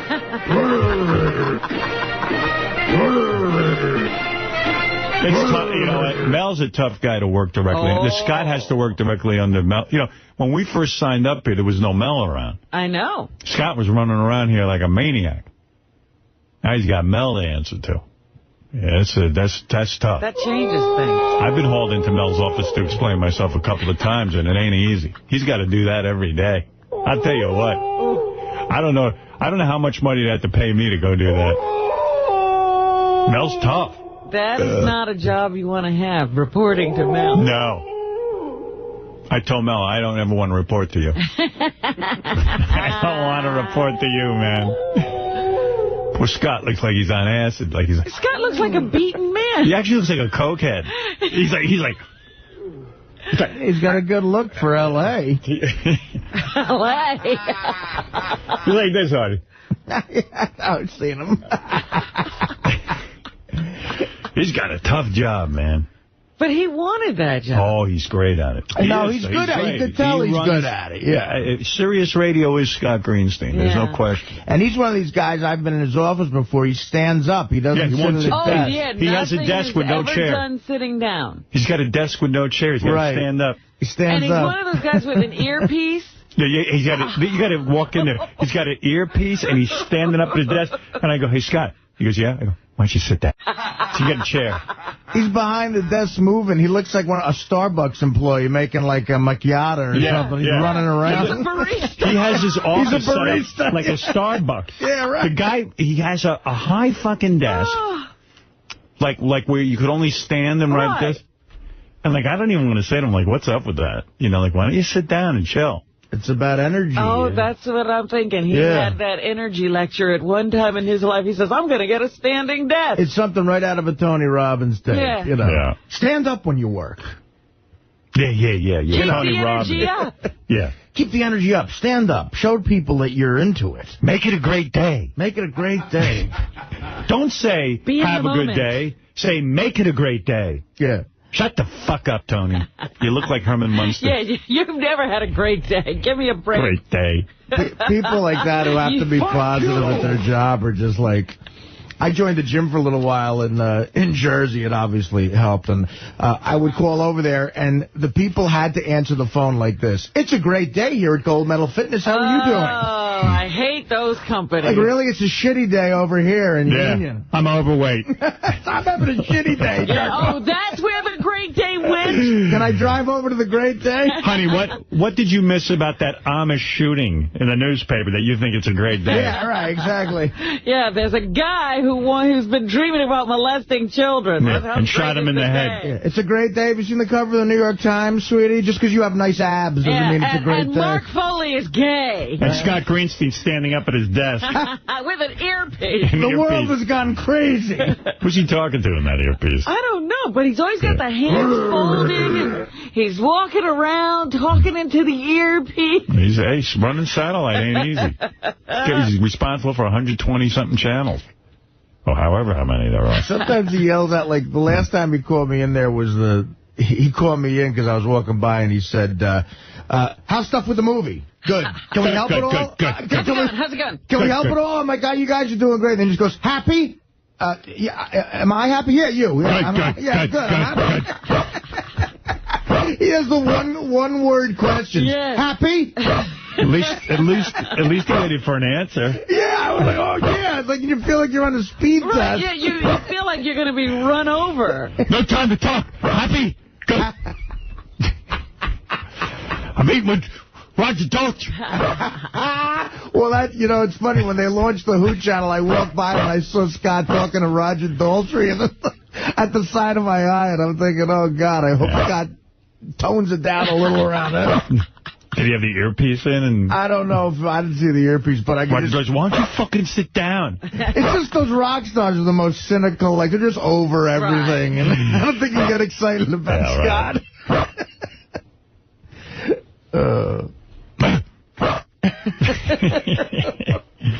Happy? Happy? Yeah, he has no time, Scott. He has no time. Look, I appreciate the fact that he acknowledges me. He's got to go talk to Mel. Yeah. Mel gets him in there. So, what are we planning? The Who channel? Who? Has-beens. Yeah, that's what I said. That was Ross Apin's idea. Fuck. Yeah. Dummy. I told him that, Mel. Do you think he's the kind of guy who would sell out another dude in a meeting, you think? Who, Scott? You think you might... In front of Mel, men will crumble. Men have crumbled. I've sold out a few people. It wasn't my idea, Mel. It was my wife. Scott, maybe you should get a chair before you come in here. Sit down and think about the Who channel. Mel is the worst because, you come up with... Sell it to me. Yeah, you know, we're sitting there. And that's easy. I go, Mel, glad you really like my idea. And he goes, well, I'll always give you an honest answer. He goes, he looks at Scott, he goes, don't I always give you an honest answer? Scott goes, yeah. Yes. He's like a dog of pets. Yes, you do, Mel. You smell the kind of guy where could you... Honest. You're honest. Honest, happy?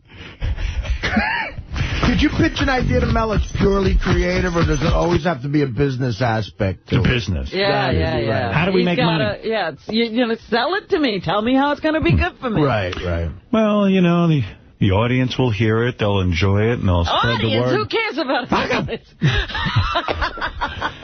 Sponsors. He loves the audience. He's definitely subscription-oriented. Is he subscription-oriented now? Yes. He's changed his too. It's a new kind of business. Oh, yeah. Anyway, but actually I had a very nice meeting. There's a lot of exciting shit we got coming up on these channels, and Mel and Scott actually said, whatever you need to do, go do it. So that was great. You know, go ahead. Yeah, and I'm not used to that, boy. And I'll tell you, those two guys really, they're just way into the company and way into making this thing grow. So we're sitting here goofing, but we're describing a guy in Scott Greenstein that every company in the world would want. Well, yeah, I've been begging for years to have a Scott Greenstein around because you need it I'm so badly. sick and tired of lethargic management. Right. He ain't that bad. No. You have to kick in the butt. I tell you, more people should stand at their desk. You know. He's into it. All right, let's go to Steve. Steve, go ahead. Yeah, I just wanted to say it was so great to hear Jackie last night. I mean, the show was, you know, okay, but just hearing his voice is worth, you know, giving him a show. All right, let me listen to a little bit of this, because I really didn't get to hear it. It was 8 o'clock, and... I heard the whole thing. It was a nice preamble for the Yankee game. And the callers, when they called in, even when callers wanted to start busting his balls, they immediately were happy to be talking to him. So it was nice. Aww. Yeah, they were into affectionate. it. Absolutely. All right, here's the opening to the Jackie joke hunt. So a guy's walking down the beach and trips over a lamp. And he picks it up, and a genie pops out. And Genie says, oh, I was trapped in that bottle for centuries. I'll tell you what. One wish, whatever you want. And the guy pulls out a map of the Middle East, and he hands it to the genie. He says, could you bring peace to this area of the world? And the genie says, I don't know. And they've been fighting there for centuries and centuries and centuries. Do you have another wish? And the guy says, well, could you make it so, like, once a month my wife wakes me up with a blowjob? The genie says, let me see that map again. All right, how do we get into this? Ian? All right, that's enough. I'm going to tell another one. Thank you. So a guy dies and goes to hell. McClure, you died and went to hell. And the devil says, well, you have 3 choices, 3 doors. And they open the first door, and the guy goes in, and everybody is up to the waist in shit. And he says, ugh. So they go to the second door. Everybody's treading water in urine. And the guy says, oh. And they go in the third door. Everybody's sitting in chairs up to their ankles in diarrhea. And they're drinking coffee. And the guy says, well, I'll absolutely take door number 3. So he goes into door number 3. He sits in a chair, and they hand him a cup of coffee. And 2 minutes later, the devil says, all right, on your heads, coffee breaks over. What a great way to begin the joke hunt. The joke hunt. Well, we hunted and we found that. Oh. Those jokes. I love that. Jackie and those jokes. When he starts that wind-up. I love it. And you know it's going to be a long one. Oh, yeah. He used to have 5 doors. I shortened it up for the end. You know, so I guess when Jackie was pitching me the show, I guess the show pitch was, I'll tell Joe. Can I give you some other highlights from the show that are interesting? Yes. Okay, first of all, I love, he's been floating this theory since the day he left. Okay. That it's hard, it was so hard getting up, and that's one of the reasons he left. And that is so not true. So he talked about that? Yeah. Okay. The one thing he doesn't miss about the show is that it's hard getting up. I think I have it in orange. Yeah, he says that's his route. It's amazing. Well, it just shows that, there's never been really any animosity. I mean, I remember when I first met you, that was the thing that just kind of came through loud and clear. What's this guy? That there's no animosity. That's his sidekick. His Friars Club friend, that's the sidekick, who's done radio, produced, directed. No. All right. It's a very professional show. Animosity between you or Howard or anybody on the show. No, it was hard getting up in the morning, and people say to me, wow, you look good, you've been working out. What the difference would be now? People are telling him he looks good. He looks good. So I saw him. Looks like a mushroom. Hours that I'm not getting up at 4:30 in the morning. That's the main difference. I mean, quit drinking and stuff. But I would have never quit drinking. I would have never got separated. I was just going on day to day, drink to drink, hour to hour. After 15 years on that show, I was still going to bed at 11:30 and counting. I managed to get separated and be on the show. You fit it in. I fit in the divorce. Right. He would have never gotten separated. I made time for it. He should never have gotten married. He made it sound like he's like that guy and, running around with a wheel, just pushing it around and around. But he got married during the show. It's much harder to get married. With my fingers, how many hours of sleep I was going to get. 12:30, 1:30, 2:30, 4.5, 5. I can exist on that. It was crazy. So. Do you miss being on the show at all? I miss you. No, I missed laughing. You don't realize what an unnatural situation it is to sit there and laugh for 4 hours. I would sit there and we would laugh for 4 hours. I know, he laughed at all his own stuff. I know, he was busy. Right, it's funny. Oh, yeah, I wrote it. No, he could sit home and laugh. I got to tell you. Busy. I got to tell you, when you listen to the old tapes, like when we did that weekend, and you listen to, Master Tape Theater, you really can tell Jackie laughing at his own jokes. It's the funniest. And the camaraderie and the laughter, it was just so much. In all fairness to Jackie, he would laugh at some of my jokes. Some. He would, some. And but even he Fred. laughed at all of his. But you know he what? always laughed at Fred. You could tell really which are his because he laughed a little harder at those. Yeah, you Fun. knew. Even when they were all ganging up on me, picking on me, I loved it because I was laughing the whole time, And trying to make Fred laugh was great, and just all of it was spectacular. I'd pump coffee and we'd laugh, and I'd pump coffee and we'd laugh, but then I'd drive home an hour, and when I got out of that car, so I was walking around up. Pump coffee. I'd pump coffee and laugh, and then I'd get out of the car. I cringe. Dr. Jokey and Mr. Hyde. Howard, you know what clip you got to play? I got to tell you. You know how, like, sometimes when, somebody needs to be alive to speak for the victims? Well, Rodney's dead, and I'm going to speak on his behalf about this. He's talking about how next week he's going to talk about what really happened with the Rodney thing, but Rodney wasn't upset. Rodney, I was there. I was there in the hallway. Wanted to take Jackie's head and rip it out of his skull. I never saw Rodney like that. It was really weird seeing Rodney. Wanted to take his brain out of his skull. It was really weird seeing Rodney not be Rodney. Yeah. Right. All of a sudden he turned into a different guy. Well, next week we're going to do a little feature on the late, great Rodney Dangerfield. Yeah, because everybody... Howard made it very apparent that I had such a horrible time with Rodney, and it just isn't true. It was very good radio, one of the greatest radio shows ever, but it was based on actual, not truths, so I'm going to be telling the story of me and Rodney and explaining exactly what happened with us financially, and there's also going to be backup pictures on jokeland.com, and just stuff to make it interesting, and explain where the name of my album came from. Wow. I know Rodney thought it was very true. Rodney wanted his money back from Jackie. He didn't want his money. He wanted an admission that Jackie owed him money. Right. And then the last thing is Jackie says that no one's ever asked him to sit in on the show, which is just absolutely not true. That really pisses me off. Hey, Chris in Albany, what's going on? Hey, Jackie. Hello there, Chris.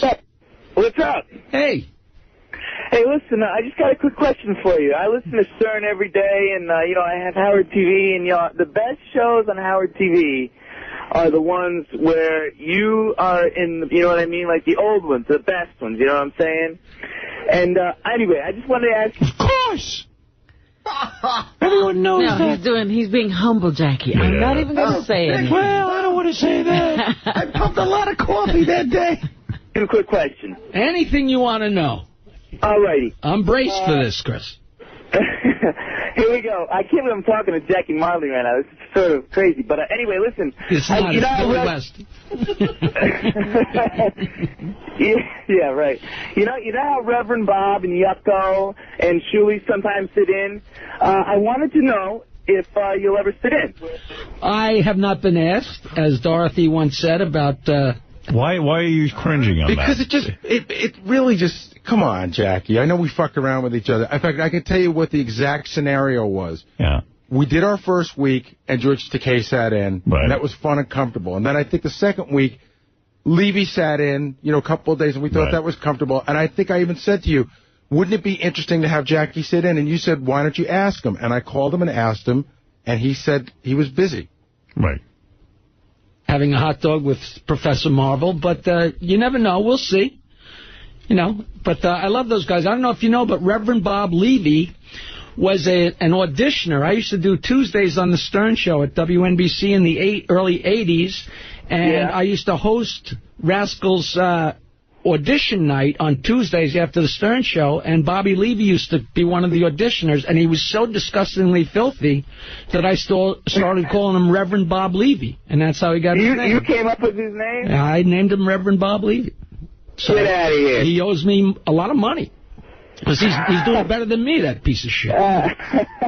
But you never know. You never know if I'll show up there, and that's very nice of you to ask. All right, so there it is. There's some of Jackie's new show, Jackie's Joke Hunt. Did they find any jokes? A crazy thing happened at the end.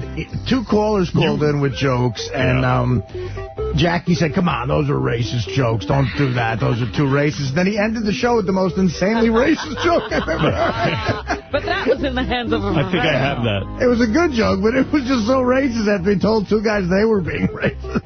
Hey, guys, how you doing? Jackie, good talking to you. Thanks, man. We're having a good time here.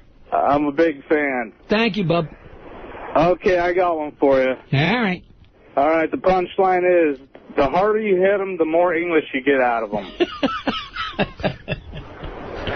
Well, the real punchline is the harder you hit them, the more English they pick up. Do you know the joke? That's the way. How is a Mexican like a cue ball? Yeah. Which is very horrible. Oh, my God. Let's think a couple. Tim in L.A. No more Mexican jokes. Yeah. You know what Davy Crockett said at the Alamo? Where'd all these landscapers come from? How about 50 if you slice them thin enough? Oh, no. That's a very racist joke. Oh, of course. Well, how about Cinco de Mayo parade? Cinco de Mayo parade? Exactly. What's a mile long and has an IQ of 3 or something? These are all horrible jokes, man. Oh, how about 50 if you slice them thin enough? No. All right. There's a theme building here with this guy. We love you, yeah. Hey, thanks for calling the Joke Hunt. The Joke Hunt. Well, there's Jackie. I was entertained by it, I have to say. And then he closed with a joke, a racist joke. Here we are in Bed-Stuy. Is this it? And it's graduation day. Oh, I know. And it's an all-black high school. And everybody's about to graduate, and the principal's at the podium giving out the diplomas. And one guy, Rodney, can't graduate because he hasn't got enough credits.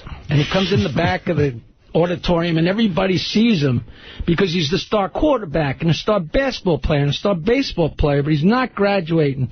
And the whole student body starts going, give Rodney a chance! Give Rodney a chance! Give Rodney a chance! The principal says, all right, Rodney, I'm at your kitchen. If you can answer this kitchen, you can get the diploma and you can get it. Oh, for Christ's sake. He did this on K-Rock. Yes. This is a famous give Rodney a chance joke. But the guys who do Amos and Andy are offended. What am 5 plus 2? Rodney says, 8. Is that the wrong answer? You don't get the diploma and you can't get it. All the students start going, give Rodney a chance. Give Rodney another chance. Give Rodney another. All right, I'm at your number, Captain. If you can answer this question, you can get the diploma and you can get it. Do black people say Keston? What are they, no. retarded? Jackie says catching. It is the most offensive black accent I've ever heard. I mean, it's just not even close to like a street black affect. I mean, but this is the principle. Yeah, you think the that principle. Rodney Question. would talk this way, Look here, or the kids would talk this way. I'm going to ask you a question. Howard, do you know this punchline? Yeah, I've heard Jackie tell He it. told it on the show many times. All right. This is Jackie's racist accent circa 1963. Yeah. What am 6 minus 1? Rodney says 7. He's at the wrong answer. You can't get the diploma and you can't get it. The whole crowd starts going, all the students start going, give Rodney another chance. Give Rodney another chance. And all right, Rodney will answer one more question. If you can answer this question, you can get the diploma and you can get it. What am 3 times 3? Rodney says 9. All the students start going, give Rodney another chance. Give Rodney another chance. I love you. Howard, thank you. Artie, thanks for calling in. Thanks for listening to the Joke Hunt. Gary, Fred, Robin. All right. The joke man on fire. It's funny hearing I can't believe the principal says, what am 3 times 3? Right. That was the funniest thing about the joke to me always, that the principal was a mess. Who am 3 times 3? Got another kitchen. Kitchen. I'm going to ask you a kitchen. I'm going to ask you a kitchen. Wow. Well, there it is. So Jackie's back on the channel, and Artie called in. Sounded like a love fest between you two. Well, I mean, I don't know what people thought I was going to do. But I said, good luck. Right. What do you care? I was shocked by the amount of email people said, this is terrible for Artie. I'm like, the king of all blacks was on the Superfan Roundtable. He's just convinced that Artie's got to be upset. This is a kick in the pants to Artie. oh, he doesn't know what the fuck. He's just trying to be outrageous. Howard's getting under Artie's skin. It's a kick in the pants. Rich. Yo. You're on the air in Oak Ridge, California. Hold on. Yeah, I got all day. New Jersey, Howard. Hey. Hey now. Hey, now. Hey, buddy, big fan. 20 years. I've been listening since the early 80s when you were on NBC. Thank you. But I got a bone to pick with you. Quickly.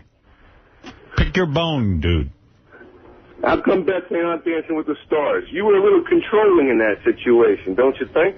No, I thought I was... 6 for that, and I went, Jesus Christ. I go, I paid exactly $12. He can go on the price of the watches, right? What's with this guy? I hate guys into watches. Well, you know what? He approached me, and he was very nice about it. But before he said hello to me, he goes, 𝗦𝗵cie𝗄𝗿𝗱. I'm like, what? He goes, the watch you're wearing. I know you. And then he had a Panerai. You ever see those? No. He had a really nice-looking watch. It's a watch. You know, I wear a very simple watch. The watch you gave me, though, that I wear quite often, is an expensive watch. Yes. You gave us a beautiful watch for Christmas. Was it $13,000? No, I don't remember. But Howard, it's a big watch like this. Yeah, I like big watches. I love big watches. All right. Take it easy, man. But the carrying... $13,000. I'm still not over this. The carrying case you gave us, too, was nice. Nice. That's classy. It was a very nice gift. All right, well, let's get back to the news, Artie. Enough with your imperialism. How much you think your watch you gave us cost? It's up there. I don't remember. I had a guy who knew watches.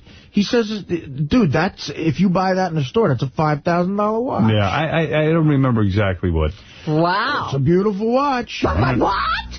That sounds like that's a high-end watch to me. Yeah. $13,000 is ridiculous. All it's going to do is sit on your wrist and tell the time. I love it. I don't know. I mean, look at me. You know what that watch is going to look good with? The 13-year-old kid who mugs you? He's going to look great with that thing. I know. We're talking about this on the air. I mean, look at the rest of me. I don't spend money on anything else. I like a watch. I don't have clothes. You need to get better clothes now for your watch. Robin, I'm sure there's pocketbooks you own that I would go as a little extravagant. You bet. Like the one I got her last year for Christmas. Right. It's a gift. It's not something I bought. You've never bought an expensive bag on your own? Not one of those $16,000 bags, no. All right. Fred's wearing a $9,000 toe ring. Look at him. You really think that's an insane Serial amount of number money for a watch? 865. You make a lot of money. You want to treat yourself something good. Why not? What's the most expensive piece of jewelry you've ever bought yourself? You want to know something? I wear this ring every day. Right. Cost me, I think, $5. Right. I bought it in the Village. I was with Dee Snider years ago, and he picked it out, and he said, yeah, it is a cool-looking watch. Don't you think? I said, yeah, I'm going to buy that thing. And this watch I wear, I usually wear one made by U.S. Army. It's $100, and this one is a Tag Heuer. I think this thing's about... I don't even think it's $1,000. See, I think it's about $700. I had a Tag Heuer for years. It cost me $1,500 years ago, and then I thought I wanted a new one. But the watch you gave us, you wear sometimes on your own. No? Yeah. Also, oh, right? yeah. It's a beautiful... Howard, for the people, my first Christmas here in 01, you gave us a stunning gift, everybody. Very generous watch, and it is a big watch. Yeah, it's a The guy said if you got that in a store, it'd be about $5. Yeah, no, I had them custom made. Very generous. Thank you. And I don't know, I guess maybe... Now you guys got me thinking I spent too much for a fucking watch. Oh, well, you mean you're happy with it? I am happy. I like it. But now I'm thinking, like, now I get guilty about shit like this. And I got to send money to Katrina or something. Well, you should do that, too. Yeah. But... You know, it would take J.D. 2 years' salary to buy Artie's watch? Yeah, J.D. living on what that watch right. Well, tell him to write some stupid dick jokes and get on stage and stuff. What else you got there, Robin?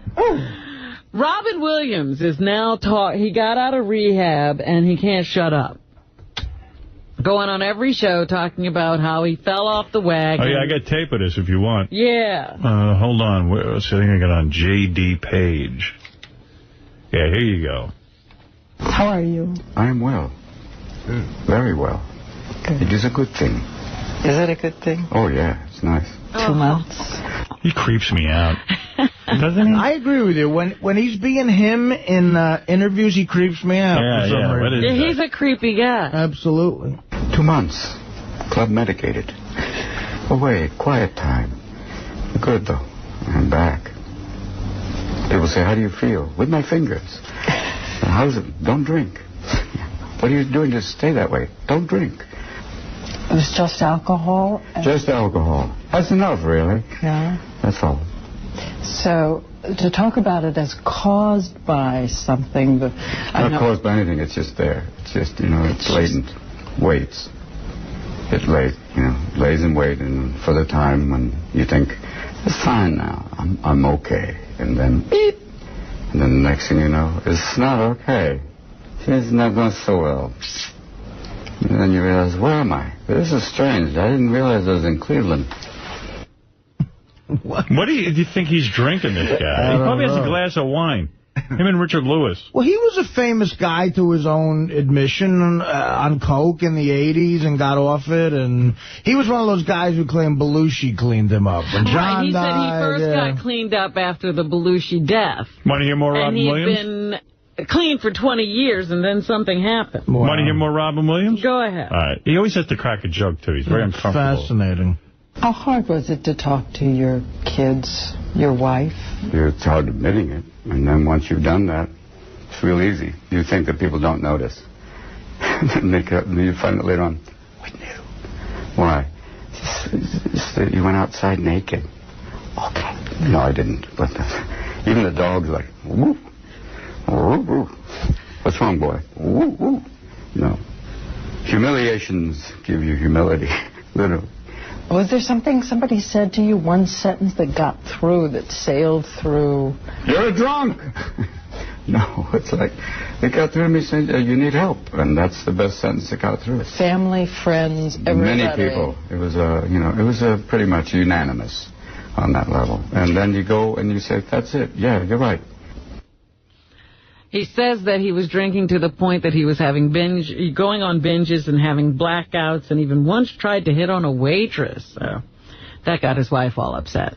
How long before you decided this is it? I don't know. I was a couple of years of just thinking I can do it on my own, and you can't. That's the bottom line. I can do this. I can stop. And you really think you can, and then you realize, I need help. And that's the operative word. Then suddenly, Bobby! For a moment, our interview explodes. It's Robin unleashed. 1 second, he's Tom Cruise. My baby! Ivy! I love her! The next, a strange Indian prophet. And you must join back with your power and your spirit intact. Are you back? I'm back. Yeah, thank you. Right. You asked this stuff, Pandora. So... Everyone has to fake laugh when Robin Williams is doing his I know, whacking. you're nervous and uncomfortable, and that's what you do, I suppose. I worked with him on a film called Father's Day, Ivan Reitman movie. Yeah, right. And I got cut out. It's another movie I got cut out. This is your history. But I was with him and Billy Crystal for 14 hours, 2 days in a row, and this guy, Robin Williams, will make any... He needs such attention. Extras, PAs, people walking by getting water. He'll perform for them like a monkey. And he won't stop till a person starts laughing. And then, like you say, a nervous thing happens. The production assistant gets nervous. Right, and then that feeds him more, and he'll do a black voice, then an Indian voice, then a gay guy, then he touches it's like, the guy. Dude, you know, everyone's exhausted. And you can sort of tell Billy Crystal is sort of over hanging out with him, because the entire time he's sort of rolling his eyes. It was a weird dynamic. It's funny. It's exhausting.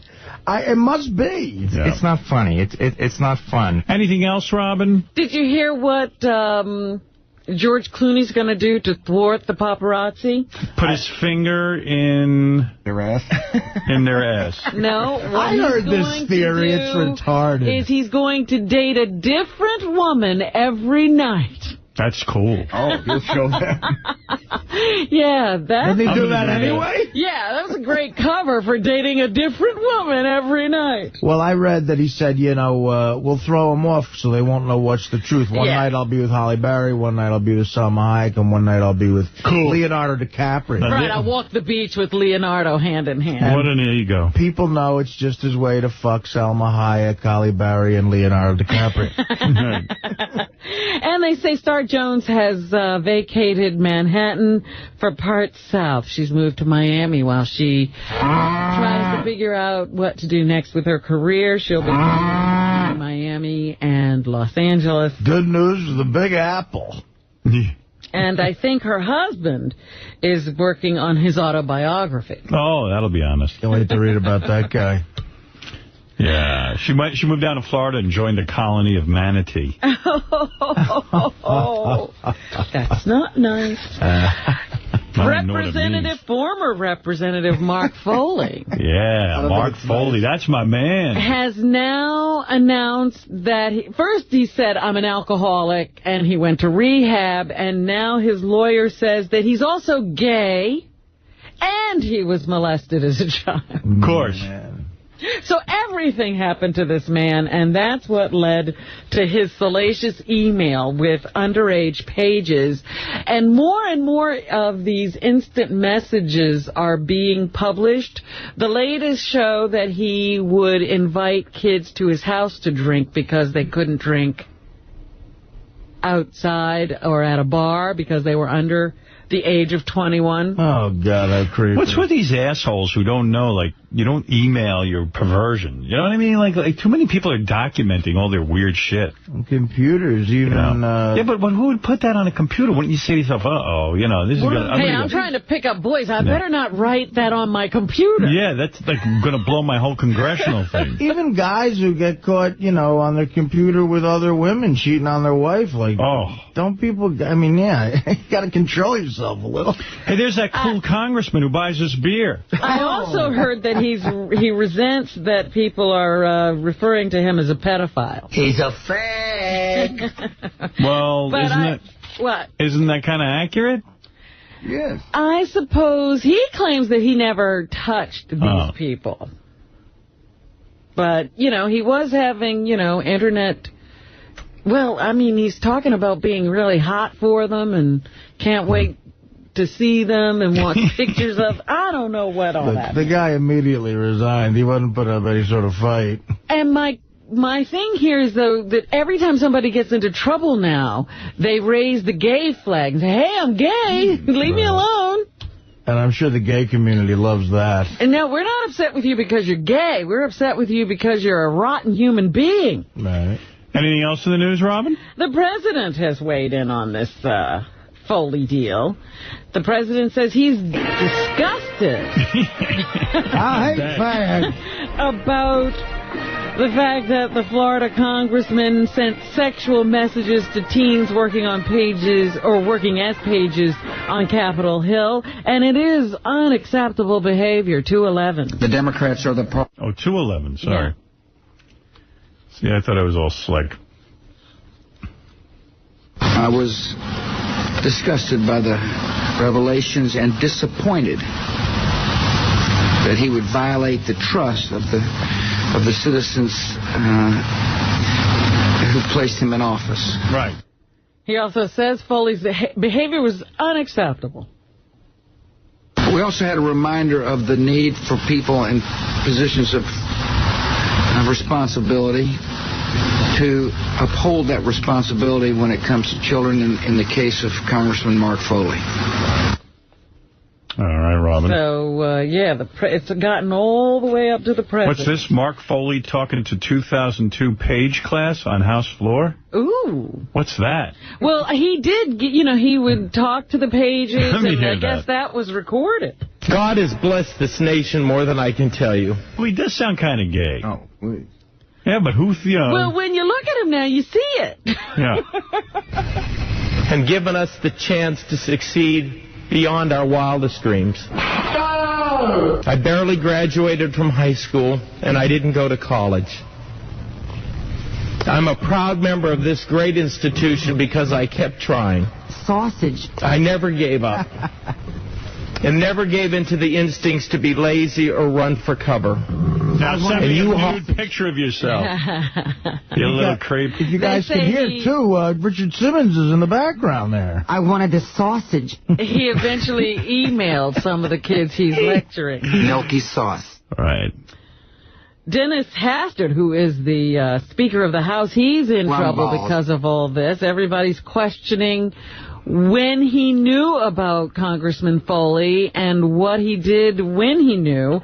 And there have been calls for his resignation, but he says he won't resign over this Foley scandal. Number 3. No, I don't think it's the right thing to do. I mean, we have to be strong. We have to run this race, and we have to get our message out to the American people. That's what I'm about. All right, let's go to Rufus on line 1 in New York City. Rufus, go ahead and say a quick hello. Hey, Howard, how you doing? Hey, Just now. a quick point. That Eric the Midget cartoon on Howard TV was hilarious. Oh, it's on there. Good. I'm glad you got to see that. Isn't that great? It is fantastic. I think it's the best cartoon Lofton ever did, and I'm wondering if he can do a few more based on the Eric the Midget franchise. I would love for him to do. Sal and Richard put together that bit, and then, of course, as you mentioned, that the great cartoonist, Kevin Lofton. Exactly. And boy, oh boy, they work well together. And Eric the Midget cartoon, airing presently on Howard TV. is One last thing, Howard. It's among my favorites. Yeah, go ahead. Okay. 10 years since Private Parts. Did you hear anything from Paramount about a special edition DVD, you and Robin doing? No, I haven't. At the time that they were coming out with the DVD, there's so many great outtakes. There must be an hour worth of, not outtakes, but actual scenes that never made the movie. That we shot that I would love to show people. There was a lot of stuff in the trailers that was never in the movie. I went as far as to say to Paramount Pictures, I will buy the material from you and put it out on my own, and they said no. They were afraid they'd be embarrassed, but yet they won't do it. So it's silly why they won't give me that material. But it makes no sense. They'd make a fortune. Yeah. Yeah. Anyway, I love you, Howard. Thanks a lot. Thank you. Have a good one. Bye-bye. It's funny. Well, I'll tell this story another time. Go ahead, Robin, yes. State police in Pennsylvania continue to investigate the deadly shooting at the Amish school on Monday.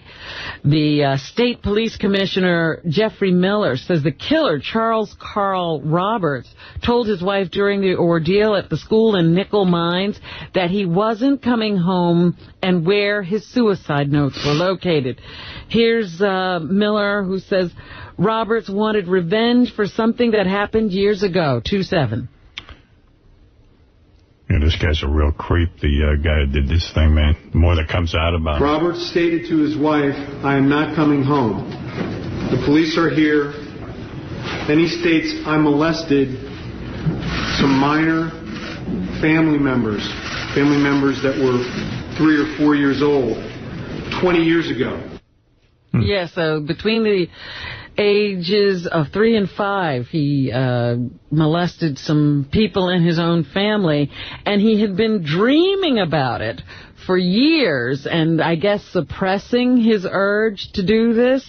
And after the death of his infant daughter, it sort of sent him over the hill. Here's Miller again, 2A. Roberts was angry with God for taking Elyse, as outlined in the suicide note, stating that it had changed his life forever, and that he was not the same since it happened. Roberts expressed hate towards himself and towards God.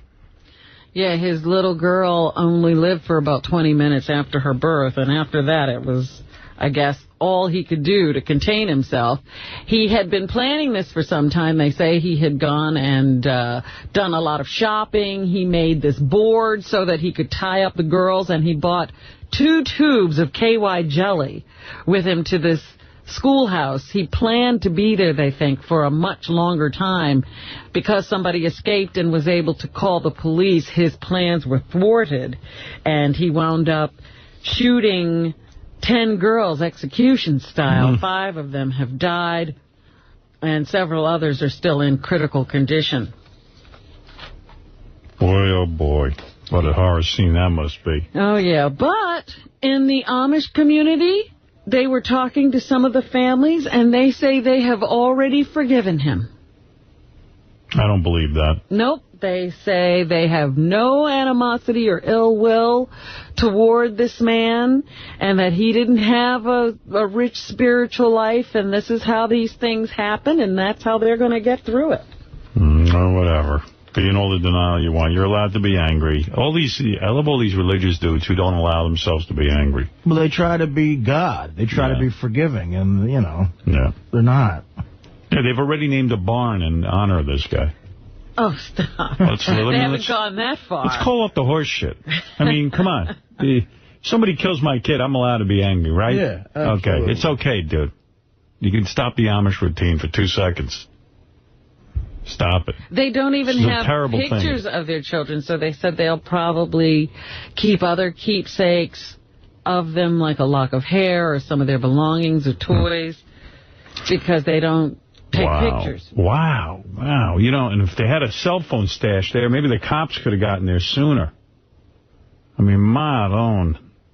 But all right, listen, I respect their way of life. Don't get me wrong, but I just don't believe they have all forgiven him. I think there might be a few people there who can't forgive. I'm just telling you what I read in the book. There might be a mom there who really loved her kid and could not forgive him. You don't think that people who are forgiving love their children? I think they do. I just think they're still angry. I think it's